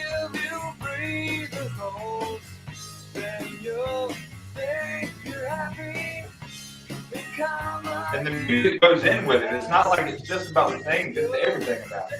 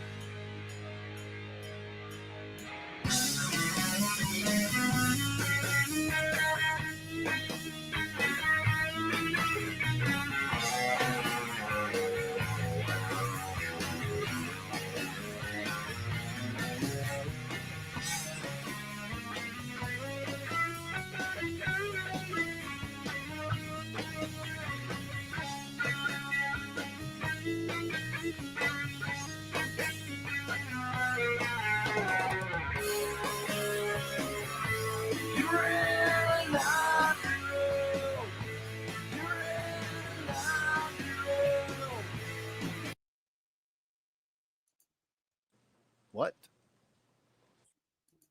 I didn't say anything. No, Apple just killed it. Like, I don't know what the hell just happened there. Apple was all crazy there. That's why you just gotta go with shit I give you, Caldy. I'm gonna give you that obscure shit, man. You're gonna put some goddamn Kurt Cobain up there. No, I'm scared Now, to there play are your songs. shit. Like, see, I'm scared to play your shit because I was about to give you a demo song. I was about to give you a demo song that's not been put out by any record company. So like, look, I want it from Apple, SoundCloud, or something other than YouTube, because everything on YouTube gets me fucking hit, like gets me taken down. I have learned my Caldy, you lesson. got to start kind of maybe start going for live performances, man, because the studios, the stuff right off the studio records and the music videos that were made by the band, that shit will just hit you, man. Nope, It's all day. Nope, that is not true, sir. Also, the live performances. Dude, I'm telling you, it's true from experience, man. Trust me, I am telling you also from experience. I can't play like a live From band. experience. You're not gonna. It's called a performance. You can if it's from like Access TV. You can if it was from like David Letterman. That's Access TV, motherfucker. What are you talking about? No, that was David Access Letterman. TV. You didn't even have to pay to have those channels. You didn't have to pay to have those channels. Those motherfuckers came on the satellite channels. Venomous. Answer me this. You tell me you can't play a David Letterman performance on your stream. Is that what you're trying to tell me right now? A live performance from David. You are crazy, Caldy. That stuff's Access TV, man. Yeah. That's not owned by record companies. That's not owned by any record company. They can't come after you. Can you let me fucking talk for a second? Only if we interrupt it like every second and a half. The reason, like, if you go look for David Letterman clips, you are not going to find a clear David Letterman clip. And the reason you're not is because David Letterman more human than human by White Zombie. Play it now and see if you get hit. I bet you $50. Put it in your cash app. Well, I don't want to. Okay. All right. What? $50 that I get hit? That you don't get hit, motherfucker. Well, I'm not going to bet against that because it's Access TV. It was Access TV, Caldy. What are you calling Access TV? As in the only person that would come after you is the person that would made the video, and how is he going to know we're watching it? Do you know how fucking publishing and copyright works over here? Dude, it's not owned. The record companies are the ones that make the deal with Google and YouTube saying they can't play the music. Absolutely. They're all in cahoots, Caldy. Yes, I know that, but it's also publishing. Like, I can play Granddaddy all night long. And the reason is that guy. Because this music, this is not licensed. This is not a licensed piece of music you're playing. This is not a licensed video. This was Access TV, and someone recorded it with a VHS. Okay, send me that link. Send me that fucking link, and I'll play it, Benimus. White Zombie. Just send me more the link. human than human. David Letterman. That's all you got to type in. YouTube. What? I've done it for thousands. Everyone's done it. Like everybody watches that video. You sent it to me. No, just YouTube that video. That's all I'm going to do is put it in the chat. Just put it in the chat. More human than human, David Letterman. It's that easy. More human than human, David Letterman. Yep.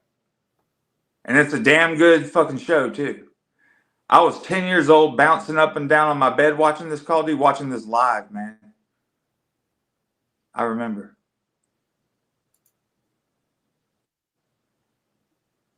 Because White Zombie, you know, they went through all the phases. I'm just very curious. How is this version that I'm gonna play? How is this? It's not owned by Geffen Records, which is in cahoots with the Google and the YouTube. They all have legal fucking deals together. It's not owned by Rob Zombie or anything like that. It's Access TV. The only person that can come after us is the dude that fucking owns the video, Caldy. That's not how that works. That's not. Well, okay. Well, let's just see let's just see it play. Let's see it play. What? No. Caldy, but you'll sit up here and play studio. You will sit up here and play studio video, like studio fucking songs and videos, and you fucking like. Yes, I know. Off of Apple Music, but how long has it been since you've seen me play a video? I do not play a video. I go to Rumble to play a video. Okay, well, this isn't a music video though. This is someone recorded like David Letterman. Right. It's fucking Access TV. It was Access TV. It was free then too. What are you fucking missing from this? Play it, Caldy. It is a publishing and a copyright thing immediately. That's it. It's not. I'm telling you, you'll be great. I'm telling you, if I play it right now, it's going to be considered a rebroadcast and a live rebroadcast. Right, So right. Now you're right about a rebroadcast when it comes to the dude that posted the video.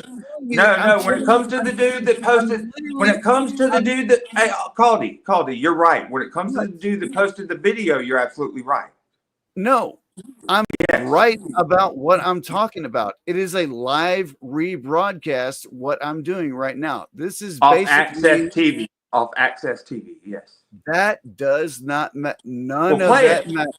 Let's talk and play. No, I'm not going to play it because I know that's. Okay. So you're not putting your money where the mouth. That's what I thought, Caldy. That's exactly what I thought because you know you ain't going to get hit. What are you talking about? I don't want to get taken down. Caldy, Caldy, you think I'm the one who I've been in millions of streams where they watch that video, man. They watch it all the time. Jesus. I'm not telling you this because it's my faith or like I believe in this. Like it's not something I even want to be true. I'm just telling you it's true. Nobody gets hit for that video. Nobody gets hit for that video. Yes, let's just do the unit show.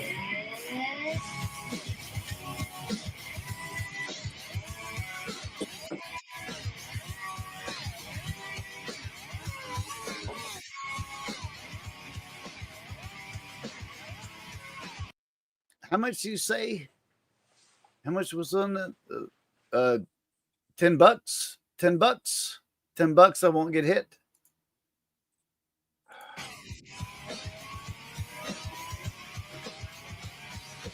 I mean, dude, I've told people, I've watched like 30 people that's watched this thing.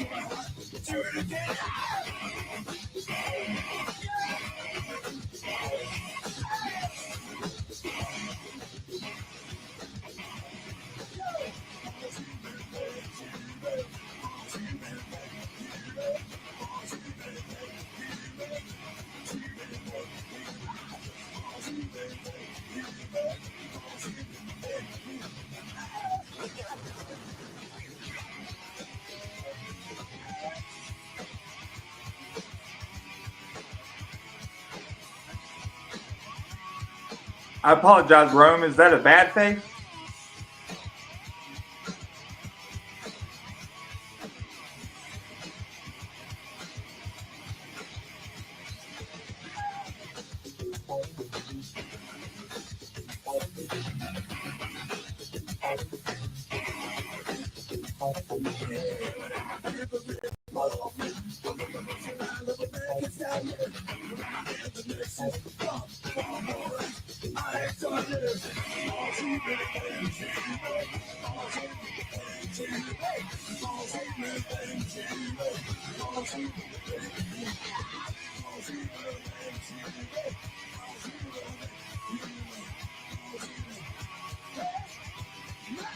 Listen to James Brown.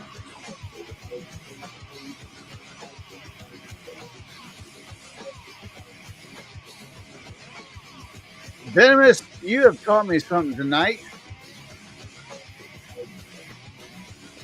At least one thing. Yep.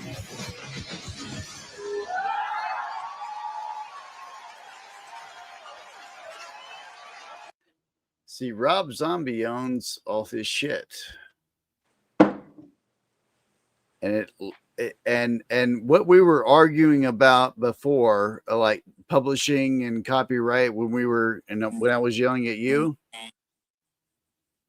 You telling me you got hit for that? No, not yet. I'll probably What get you need hit to learn, more. what you need to understand is that what you need to understand is that you are the student and I am the master. Really? Because no, Caldy, what happened? What happened, Caldy? Did you get hit? I'm sorry. What happened? I have no idea. I kind of forgot what was going on. Good move, Caldy. Very smart move. Let's just move on from there.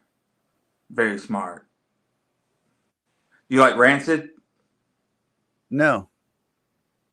You don't like Rancid? Well, you don't like Let's Go, the album? No. You don't like the early stuff? Wow.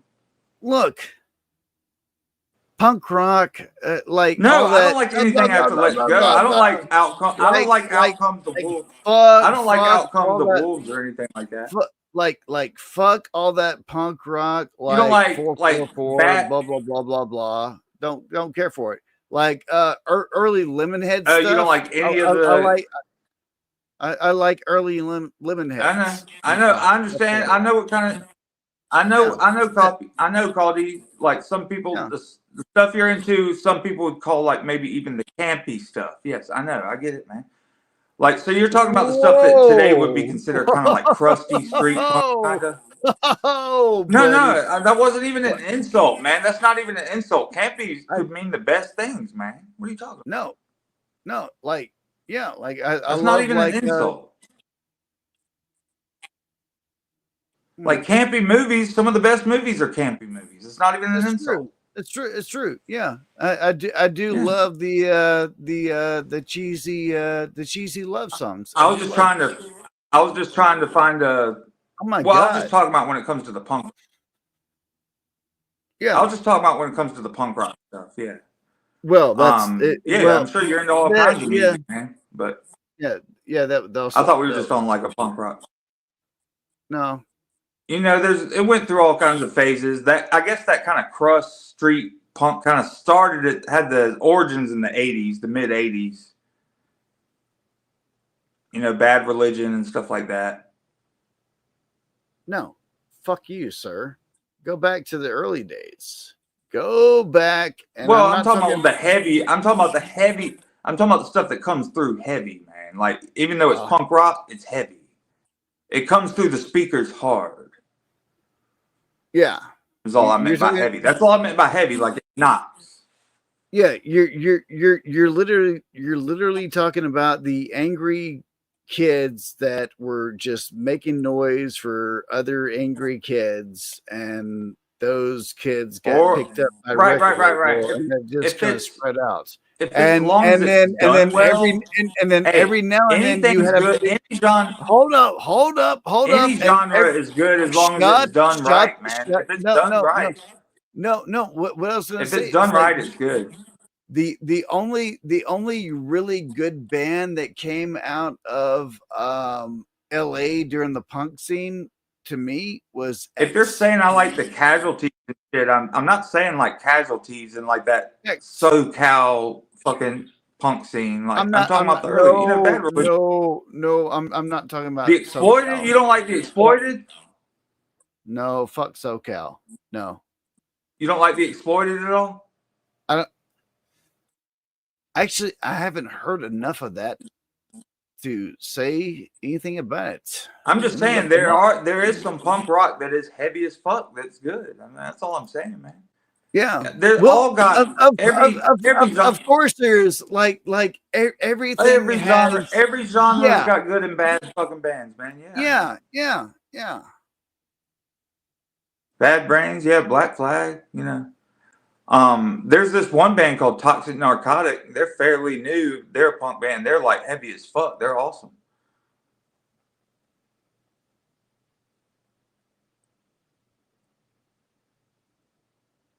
Play TV Casualty by the Misfits. I'm going to play that as soon as I play what I think is the perfect punk band ever. And I wasn't saying that. I wasn't saying Misfits because I think it's punk or anything. I just was in the mood for that song because I'm looking at a TV right now. No, but speaking of TV, I think this this is what I believe was the first punk rock band.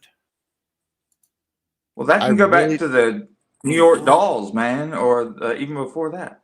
Well, the New York Dolls were after these guys, so yeah. But regardless, let's hear a song. And actual music wise, it can go back way far, man. But I guess like when it comes to the theme of the scene and the genre and all that, I think Sex Pistols. Well, this was the first CBGB's band, and that's why I call them the first punk rock band. But anyway, let's hear a song and quit yelling at each other for a couple seconds.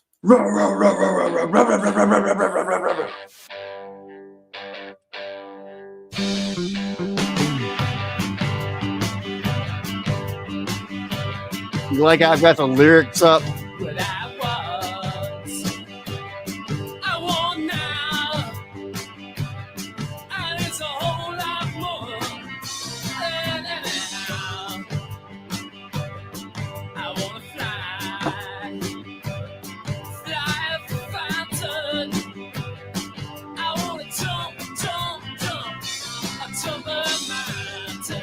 And right, of course that could be called punk, but they didn't consider themselves that. They considered themselves rock and roll.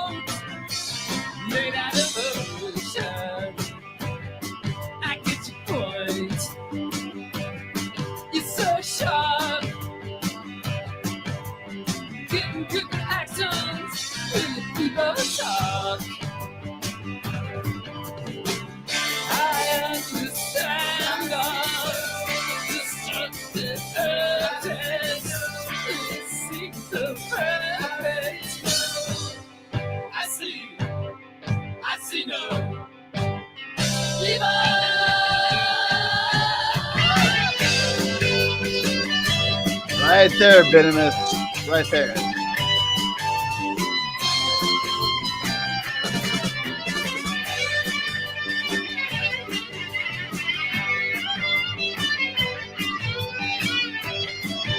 What year is it?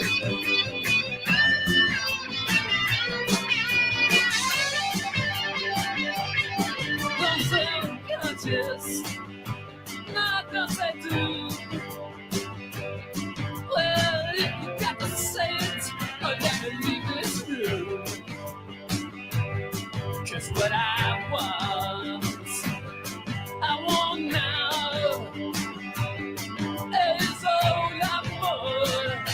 And anyhow, get it? I understand love. Check chat. Destructive urges, and it seems so perfect. I see no. Not before the New York Dolls, man. Crazy. Not before the Stooges or the Dolls.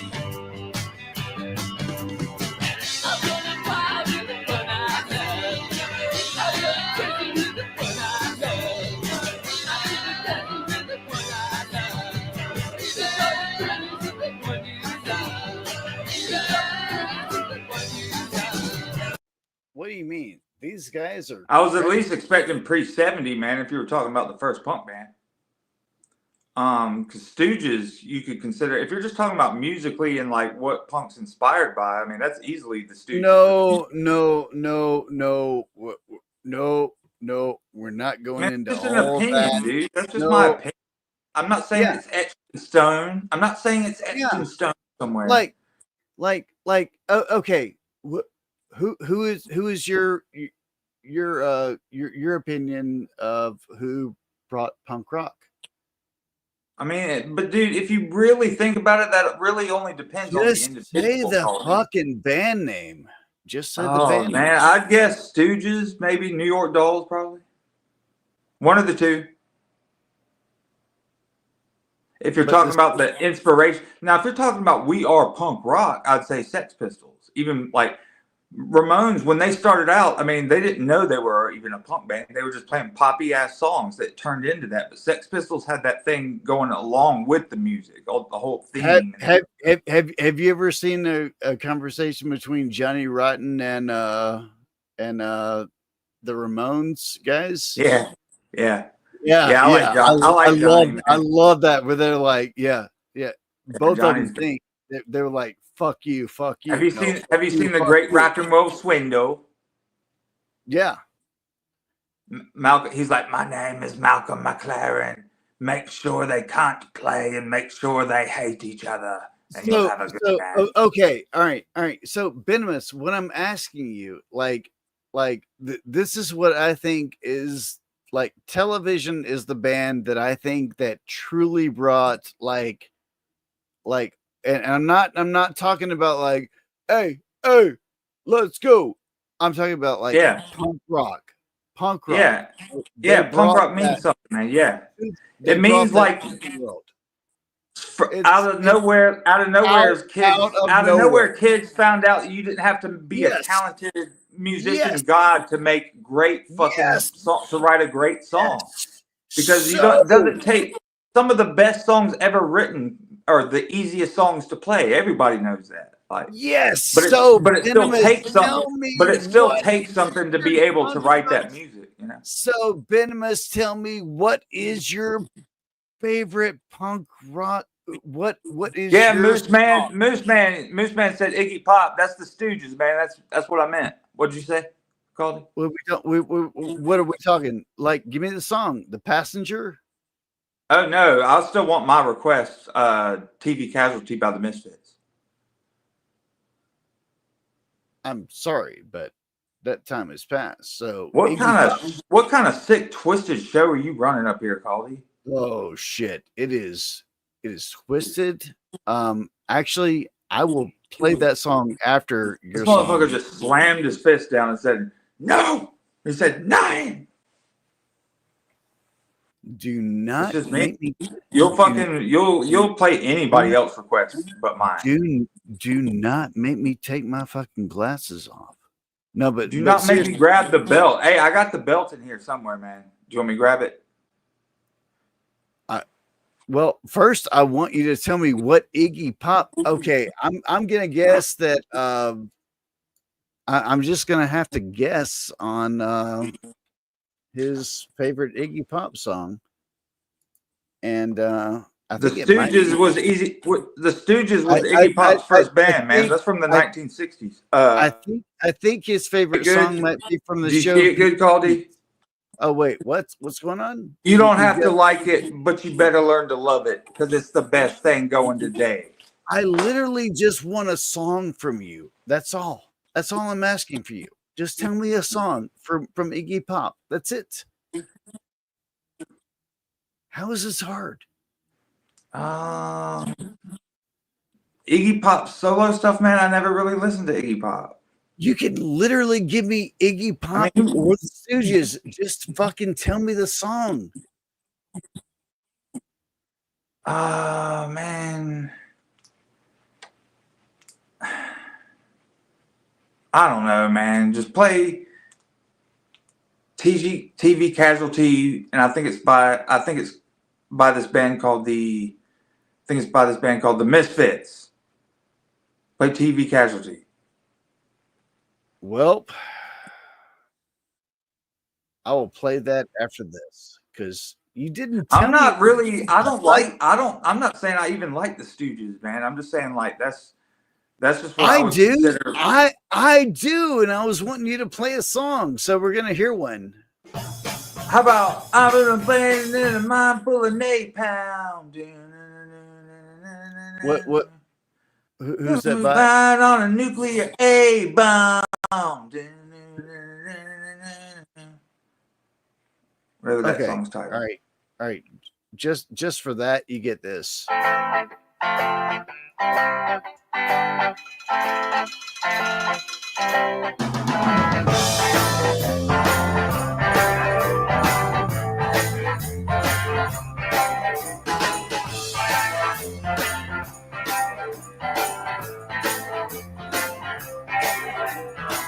I am the passenger, and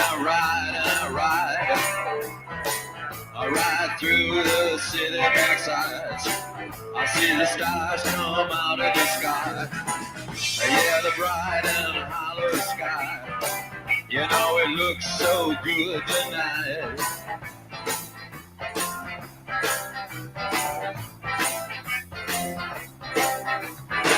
I am the passenger. I stay under glass. I look through my window so bright. I see the stars come out tonight. I see the bright and hollow sky. Over the city's ripped back sky. And everything looks good tonight. Here goes. I sing la la la la la la la la la la la la la la la.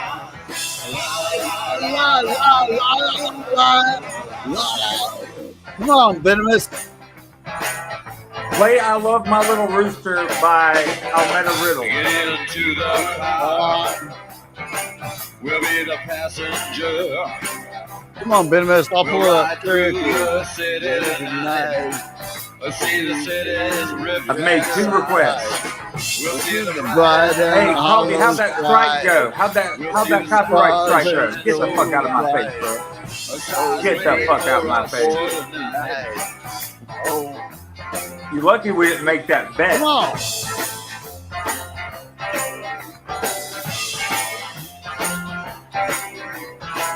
Oh, the passenger. You know what, Venomous? Before I go any further, Play I Love My Little Rooster by Almeda Riddle. I Love My Little Rooster by Almeda Riddle. Hold up. Hold up. Wait. For my ninjas to be thinking we saw freedom. All right. What? How do I spell that? I Love My Little Rooster. I love my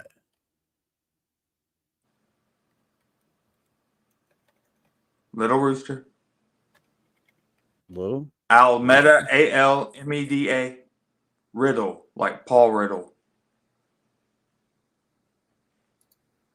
Or like Riddle Me This. right there. It looks like it's it. Oh shit! Well, it's the same album. There we go. As what? Oh no, Apple fucked up. Rooster and my rooster loves me. I'm gonna cherish that chicken neath the green bay tree. My little rooster goes. You ever seen Gummo? Do-do-do, and I love my little hen, and my hen, she loves me. I'm gonna cherish my hen neath the green bay tree. My little hen goes cluck cluck. Little rooster goes cock-a-doodle-doo, doodle-doo. And I love my little pig hog, and my hog loves me. I'm gonna cherish that hog neath the green bay tree. My little hog goes little hen goes cluck cluck. Little rooster goes cock-a-doodle-doo, doodle-doo, doodle-doo. And I love my little duck, and the duckling loves me. I'll cherish my duck neath the green bay tree. My little duck goes quack quack. Little hen goes cluck cluck. Little pig goes Little rooster goes cock-a-doodle-doo, doodle-doo, doodle-doo. And I love my little guinea, and my guinea loves me. I'm gonna cherish my guinea neath the green bay tree. My little guinea goes potter-rack. Little duck goes quack quack. Little pig goes Little hen goes cluck cluck. Little rooster goes cock-a-doodle-doo, doodle-doo, doodle-doo. And I love my little dog, and my dog loves me. I'm gonna cherish that dog neath the green bay tree. My little dog goes bow wow. Little hen goes cluck cluck. Little pig goes Little duck goes quack quack. Little guinea potter-rack. But my rooster goes cock-a-doodle-doo, doodle-doo, doodle-doo. You know what I love Tell me you've about never that? seen Gummo. No, I What? haven't. But you know what I love about that? You haven't seen Gummo? Nope. I have no idea what the fuck you're talking about. Yeah. Check it out. Check out Gummo after the stream or whenever you have the free time. It's a movie. Very fucked up. Same dude that did Kids. He did the movie Kids, you know. Same dude that did Beach Bum. That's probably why I didn't see it, because like I actively avoided everything Harmony, whatever that fucking dude's name was. Like I avoided Harmony everything or that whatever. yeah. Yeah, it's very strange, but it's not something to enjoy. His movies aren't something to enjoy. They're pieces of art. You know what I'm saying? No. No, I mean Van Gogh was a shitty person. Like he was a retard too, but like people still love pay for his art, man. No, but like with me, like I like enjoying art. I like simple things too. Like simple. Yeah, things. people like what they like, Caldy. No one's coming down on you for that. Yeah, I think you are. Yeah. How about Misfits? When was I doing that? I don't know. Misfits TV Casualty, Caldy. Put it on the Titantron. Let's get it going. Pour a shot. Fuck out my face. Misfits what? TV Casualty. Misfits.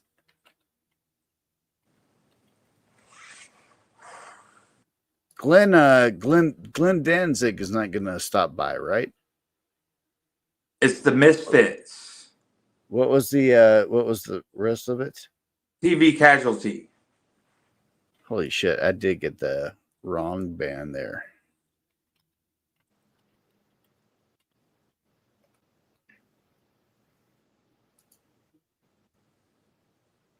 Yeah. Fuck yeah.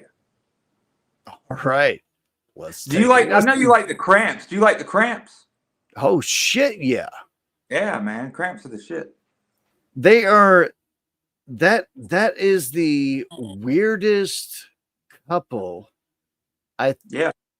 I think I've ever met in my life. Like, Psychedelic Jungle. That's my favorite album, man. It's like it's a great fucking album.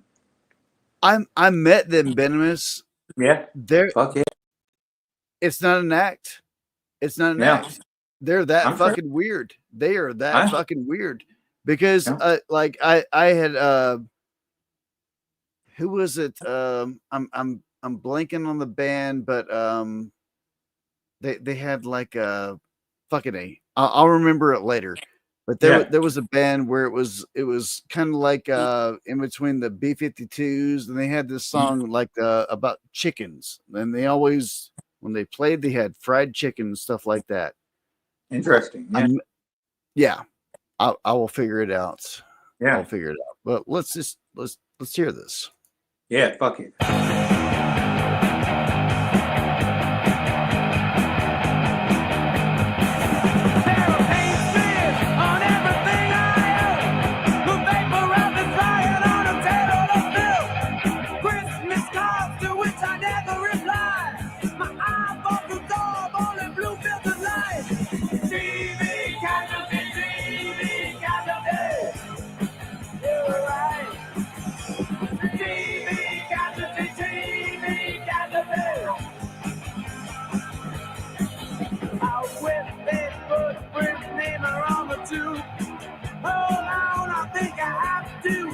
There's a spot in the corner where I always go. I like to feed the flies that I know. But please don't feed my television screen. Please don't feed my television screen. Please don't feed my television screen. Please don't feed my television screen. TV casualty, TV casualty. We're alright. TV casualty, TV casualty. Baby's in prison, they call it a wound. 9 months sentence, no parole. Livers of steel, stuck in your lungs. Breathe deep, we need a donor for blood. Jaguars at the cemetery. Cadillacs grazing at your grave. Seen it grazing at your grave. Saw it grazing at your grave. TV casualty, TV casualty. We're alright. TV casualty, TV casualty. We're alright. TV casualty, TV casualty. All right. I've got a song for you. It's a punk rock song. You ever heard the Wedding Presents? Nope. Never even heard of them. Really? Okay. Well, this is going to be your introduction.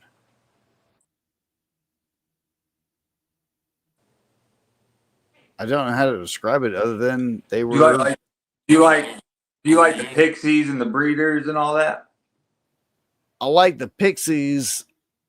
I tolerated the Breeders. Let me put it that way. Yeah. Like, I grew up on Columbia Music Club, so you know. Yeah. And I was a kid in the Mississippi Delta, so I basically got what I got. I literally don't know how I wound up listening to all this stuff. You like Janitor Joe? Like what? Janitor Joe? Haven't heard that. But let me play this song first before we get into that. So Kristen this is Plath's band before she joined. Shut up, Benimus. Let me play you a song. I'm not stopping you, man. We're not in the same room, Caldy.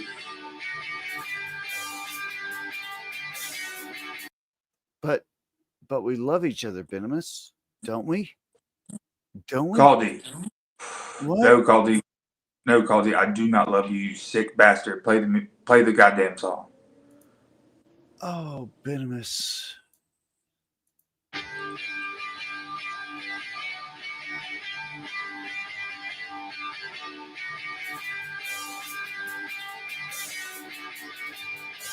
I thought it was Jack Doe.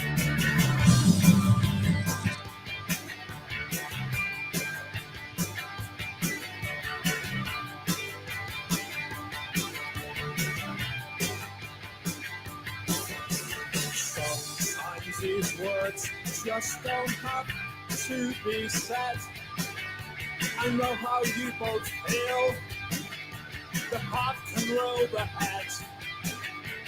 Jealousy is an essential part of love. The hurting here below and the emptiness above. Oh. There's always something left behind. There's always something left behind. Never mind.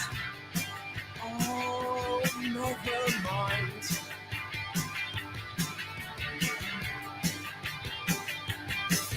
The tender caresses that bring out the man.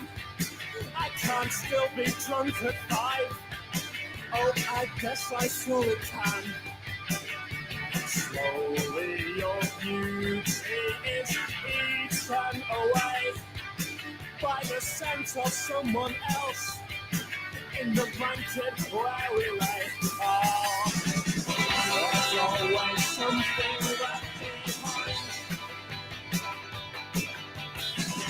There's always something left behind. Maybe next time.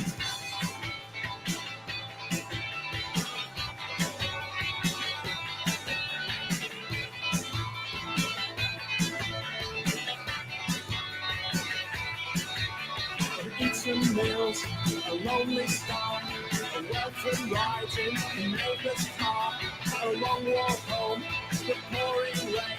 I fell asleep when you never came. Some rare delight in my trusted town. It took 6 hours before you let me down. To see it all in a drunken kiss, a stranger's hand on my favorite dress. Oh. That was my favorite dress, you know. That was my favorite dress. Oh.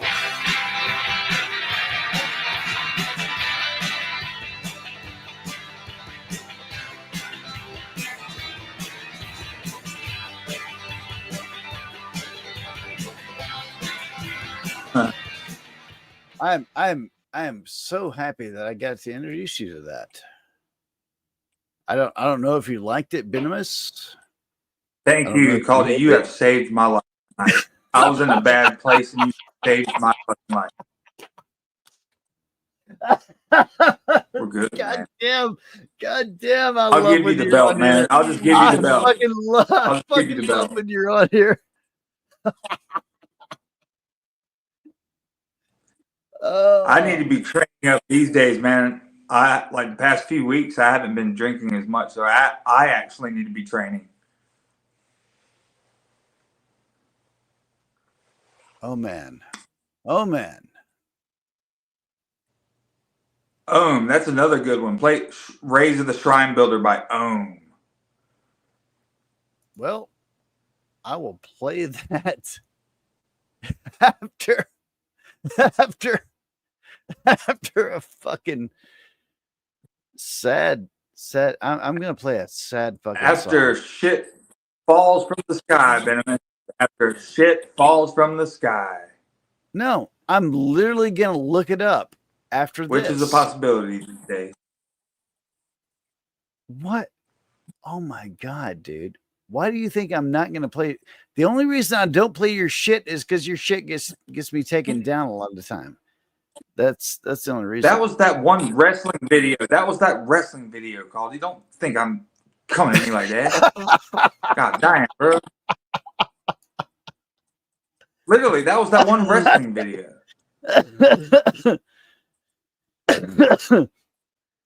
All right, here we go. Sure, I should have told you to play the wrestling video. I'm literally gonna play this song and then I'm gonna gonna play your song. I swear to God, I'm gonna do it. Caldy, I'm not holding you to it. It's all good. I'm not holding you to it one bit. Actually, tell me what is the song right now? I'm gonna look it up right now. Let's do Rays of the Shrine Builder by Ohm. And all it is bass, drums. All it is bass, drums, and vocals. The bass player is the vocalist. Wait, they used to be in this band called Rays of the Shrine Builder. Rays of the Shrine Builder? What? Okay. That's an affirmative. Shit. As Buff and his boys would like to say. Look. Pyramid of the Moon? Oh, it's not on there? It's Rays of the Shrine Builder by Ohm and on there? Hold up. Let me pull up this. It's No, buddy. It's the Doom stuff. It's the whole Doom gimmick is like expanding your consciousness or whatever. I'm gonna show you right here what I've got. Got Pyramid of the Moon, Shrine Builder. That's a band. Shrine Builder is a band. I'm talking about the band's called Ohm, as in O-M. You know how when you meditate, you go Om. Oh, wait, what? Like OHM? The song is called Rays of the Shrine Builder. The band is called Ohm. Sorry, I should have been more specific. Like OHM? OM, just OM.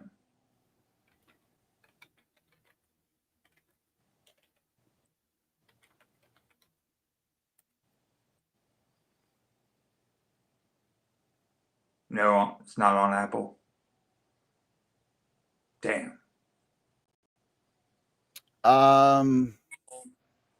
Yeah, Apple TV might not have it. And that's a studio song. Actually, there is a live performance on YouTube that's just like someone did with their cell phone, man. It's all good. Rays of the Shrine Builder by Ohm. Yeah. It's like you got hit last time, right, Caldy? No, I'm fine with that. I don't care. All right. I'm just saying. I've got this queued up. I've got that queued up.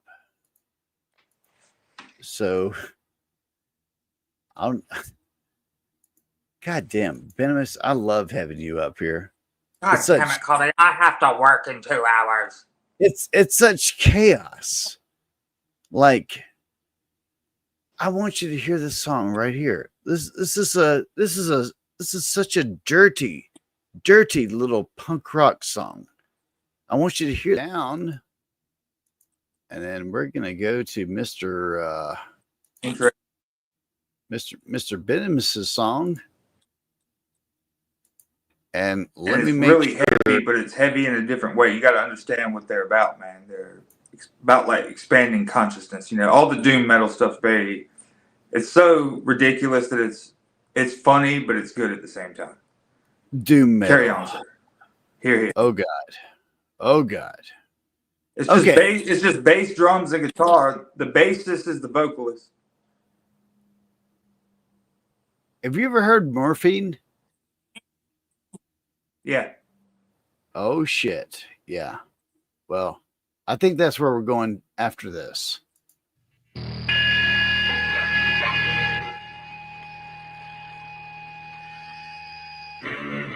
Oh god damn, I love it. Already. I love it. It's just no guitar, man. It's just bass and drums. The vocalist is the bassist. Let's go.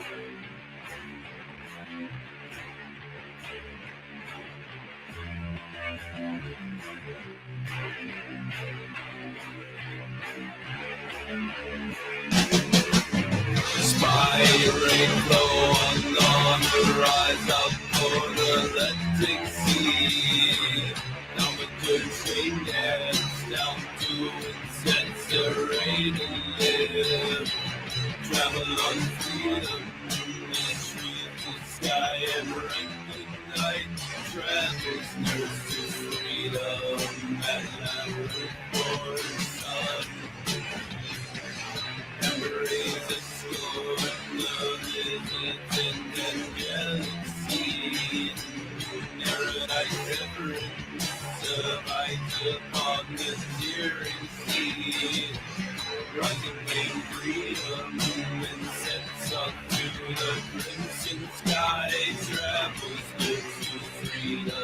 Sounds like Sabbath. It sounds like Sabbath. Sabbath is the inspiration in all doom metal bands. Yeah, it literally sounds like Sabbath. But they use it to make their own thing, you know. Yeah, that's not a bad thing. It just sounds like that wall of sound.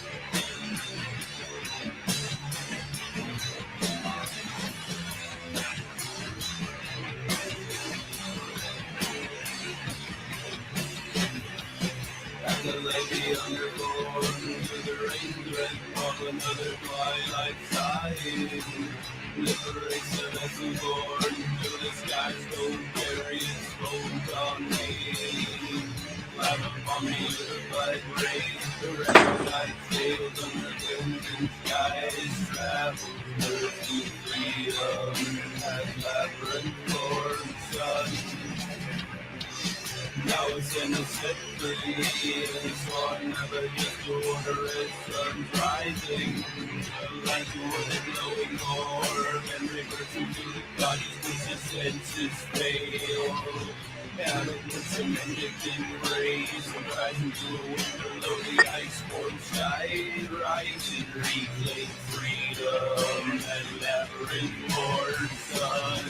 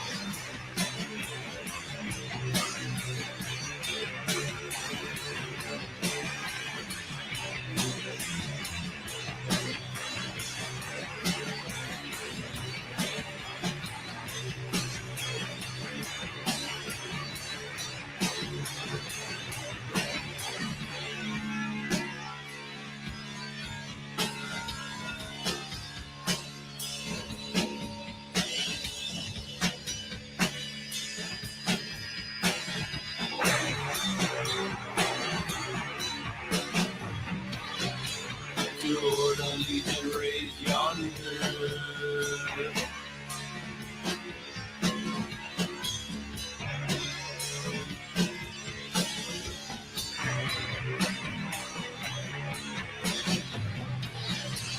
Memory and upon rule.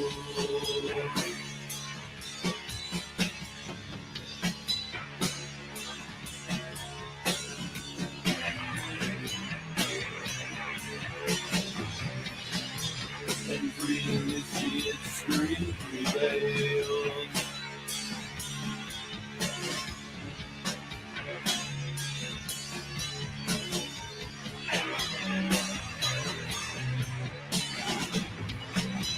And freedom to see its scream prevail.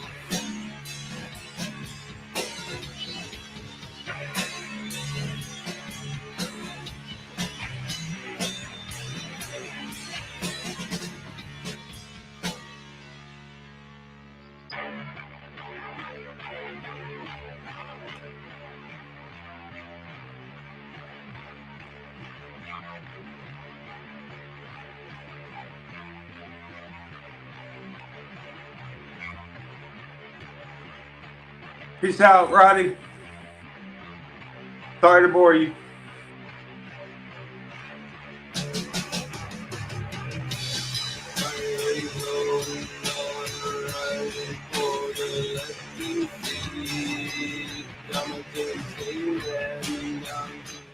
Sadly, buddy, I'm also gonna have to call this an end. Oh, well, you see, I was also. It is also about that time I must retire, sir. I do sincerely give you my regret that I have to retire. See, my servant back here, he got himself into the sugar cabinet. He's not supposed to get into that sugar cabinet. He knows not to get into that sugar cabinet. Yes, sir. Yes, sir. Yes, sir.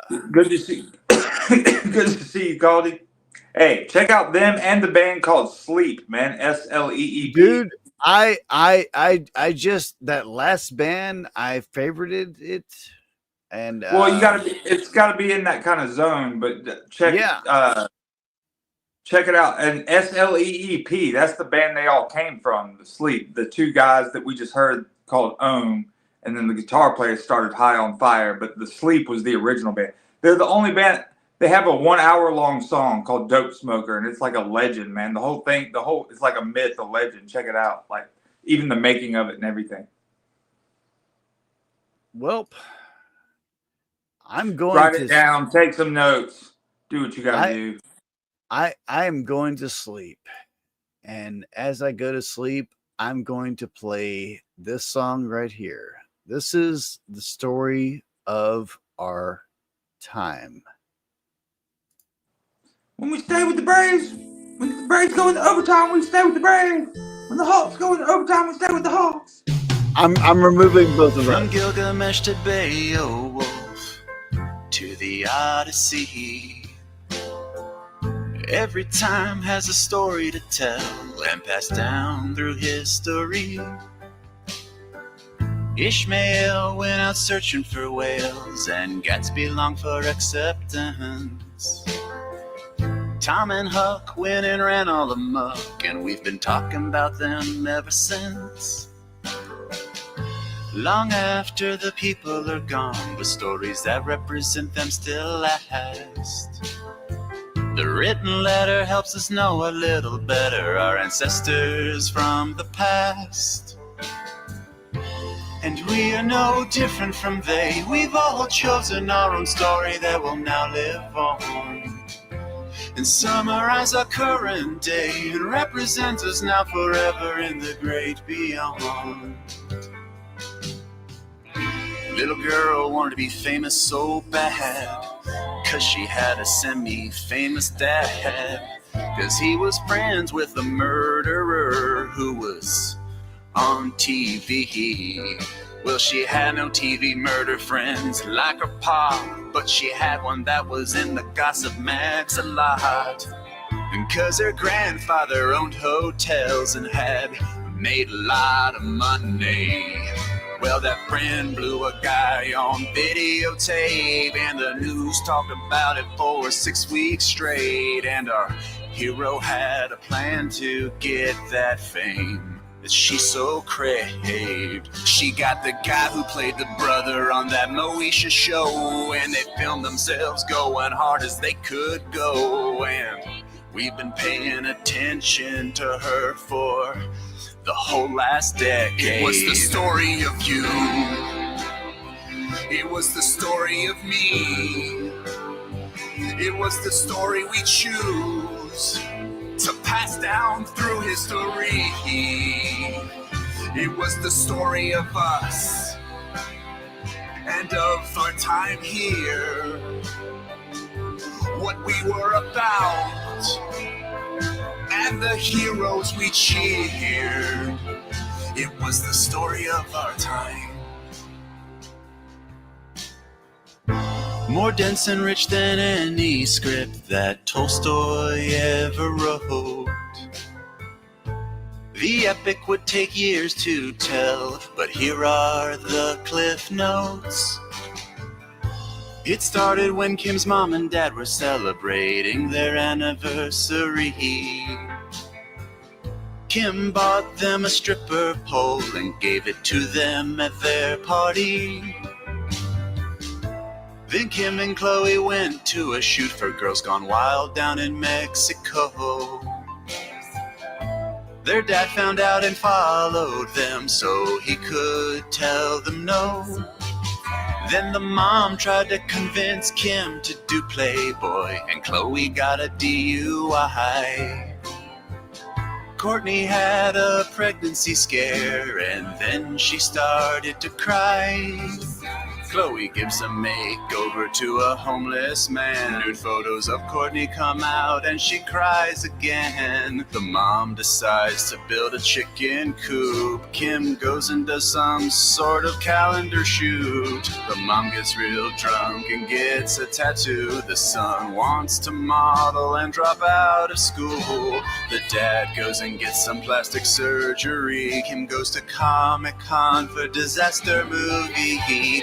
Chloe marries a basketball guy. Courtney's boyfriend gets drunk, so again she cries. The mom tries out to be a cheerleader. They meet a family from Hurricane Katrina. They get a chihuahua and give it back cause it's sick. Courtney and her boyfriend split up cause he is a dick. Then they get back together cause they have a kid. Kim kisses her bodyguard and can't believe what she did. Chloe loses a ring and then starts to cry. Kim marries a totally different basketball guy. The mom has surgery to get bigger breasts. Kim is shocked to find out she has psoriasis. The dad shows off some new earrings that he got. Chloe thinks that she's pregnant, but it turns out she's not. Oprah comes by the house to interview them. Courtney and her boyfriend fight and she cries again. Chloe thinks that she's adopted and does a DNA test. Then Kim starts the date Kanye West. Kim gets scared of a spider that she sees on the ceiling. Jimmy Fallon makes a joke that hurts the dad's feelings. Kim gets pregnant and she gets really big. The mom, for some reason, babysits a pig. The dad tells everyone that now he's a girl. The mom says she feels weird that now the dad is a girl. Chloe gives basketball guy another chance. Kim gets robbed of her jewelry when she visits France. Courtney starts to cry again for some reason, and that's basically what happens in the first 12 seasons. It was the story of you. It was the story of me. We voted with our views on our phones, tablets, and TVs. This was the story of us as we begin our fall. A family of the times and the lessons that they taught us all. If you wanna make it in the world today, sometimes you gotta fuck Moesha's brother. If you wanna make it in the world today, sometimes you gotta fuck Moesha's brother. If you wanna make it in the world today, sometimes you gotta fuck Moesha's brother. You'll never make it if you're hung up on dignity. Sometimes you gotta fuck Moesha's brother. You can't expect to just start up at Kanye. Sometimes you gotta fuck Moesha's brother. Point your phone at your ass and start snapping away. Sometimes you gotta fuck Moesha's brother. Blow your boyfriend and get your mom to videotape. Sometimes you gotta fuck Moesha's brother. Be an icon just for not going away. Sometimes you gotta fuck Moesha's brother. Make your voice heard even if you've nothing to say. Sometimes you gotta fuck Moesha's brother. We can change this, but we gotta start looking away.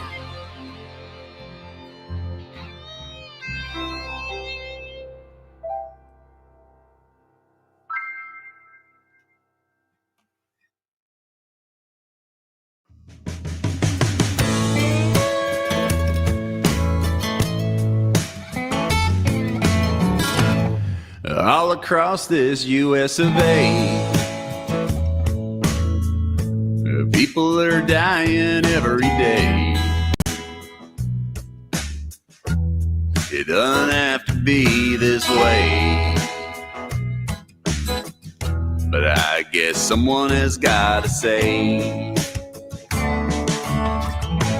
don't try to hang yourself while you jerk off. Just jerk off the normal way. 'Cause sometimes when people hang themselves, they die. This is my PSA. And kids are cruel and they criticize. Their words can make you feel small inside. Everyone wants to be one of the guys. And some do dumb things to get recognized. If you're a nerd, don't shoot up your school. No one's gonna think you're cool that way. It's actually like one of the most textbook nerdiest things you could do. This is my PSA. We all wanna do what is right. And when we're gone, be greeted by the light. But the world ain't black and white. So just think twice before you join the fight. Don't blow yourself up, 'cause God wants you to.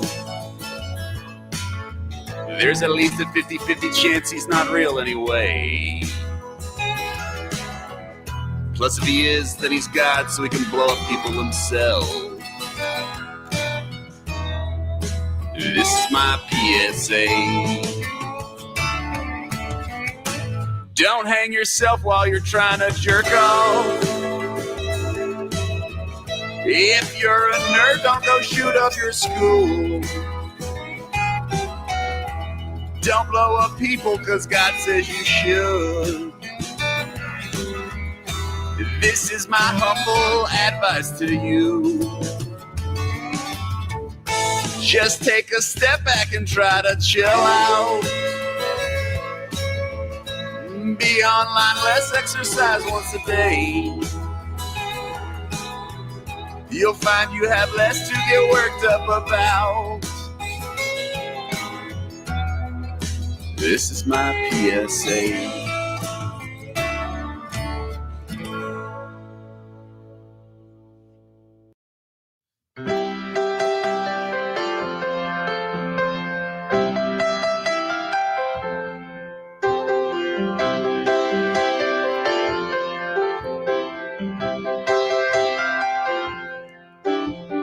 Benjamin Franklin went out into the storm and bravely let his kite go up in the air.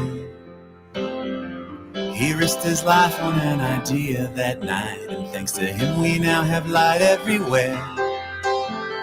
Louis Pasteur never gave up on his cures, and thanks to him now we all have a vaccine.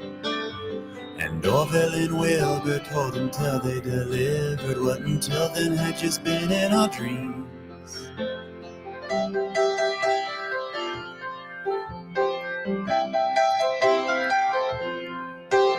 Goddamn, white people are geniuses. Goddamn, it really blows me away. I know it's not cool to talk about it, but it's something that I just gotta say. Can you imagine a world where white people just did not exist? That would be such a terrible thing. And something. Trevor. Yes? What? Is that the song? Yeah. Why? Well, it's racist. What? No, it's not. Yeah, yes, it is. It's a racist song. What do you mean? I'm just copying things down exactly from this history book. Okay, you're just saying that only white people are geniuses. No, I'm not. There's geniuses from other races. The way you're singing it, it's implying that there are more people who are geniuses that are white than of any other kind of race. Well, that's not what the song's about. Well, that's what it sounds like.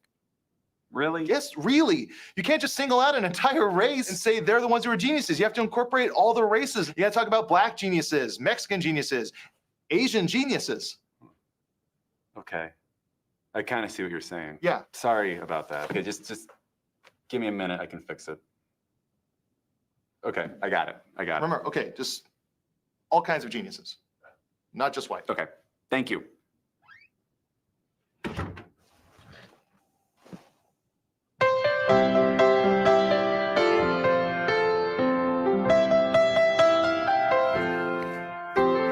Lots of other races have geniuses too. Don't let anybody tell you other. George Washington Carver was a black guy who figured out how to make peanut butter.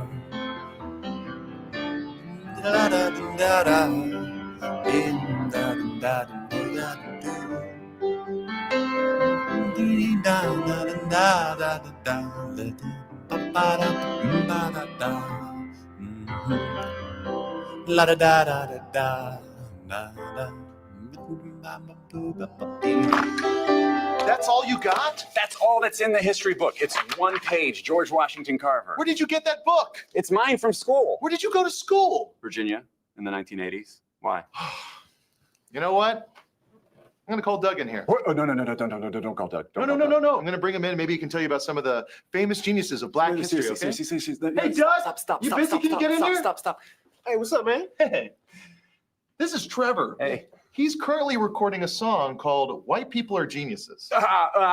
Amongst many other races of geniuses, that's what the full title is going to be. He thinks the only thing Black people have invented is peanut butter. No, I don't.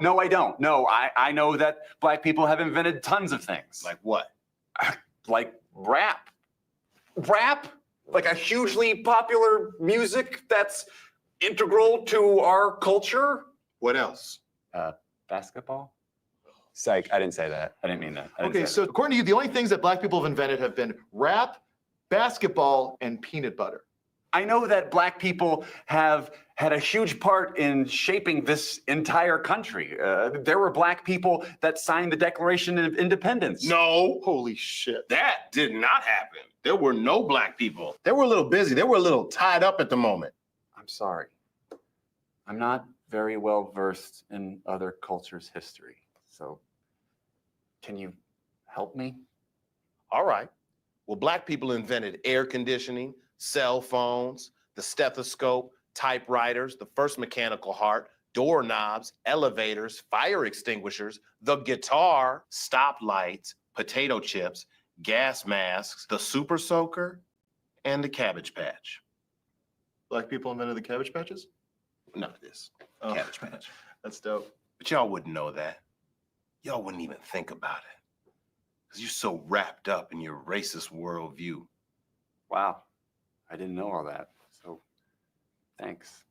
Don't mention it. I'm charging overtime for this. Anything you need. Anything. Thank you so much, Doug. Thank you, Doug. Thank you. Take the rest of the day. Are we good? Yeah, but I'm going to Google some of that stuff because I don't know. Jeez, fuck you. But Billy John was a simple man, worked in the fields most his life, provided for his. I grew up in an American town, no locks on the doors when we all bedded down to sleep. Met a pretty young girl and made her my bride. After church on Sundays, took the kids for a ride down the street.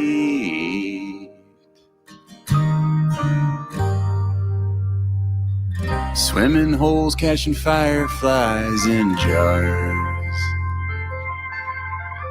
Spend the evening staring at the stars.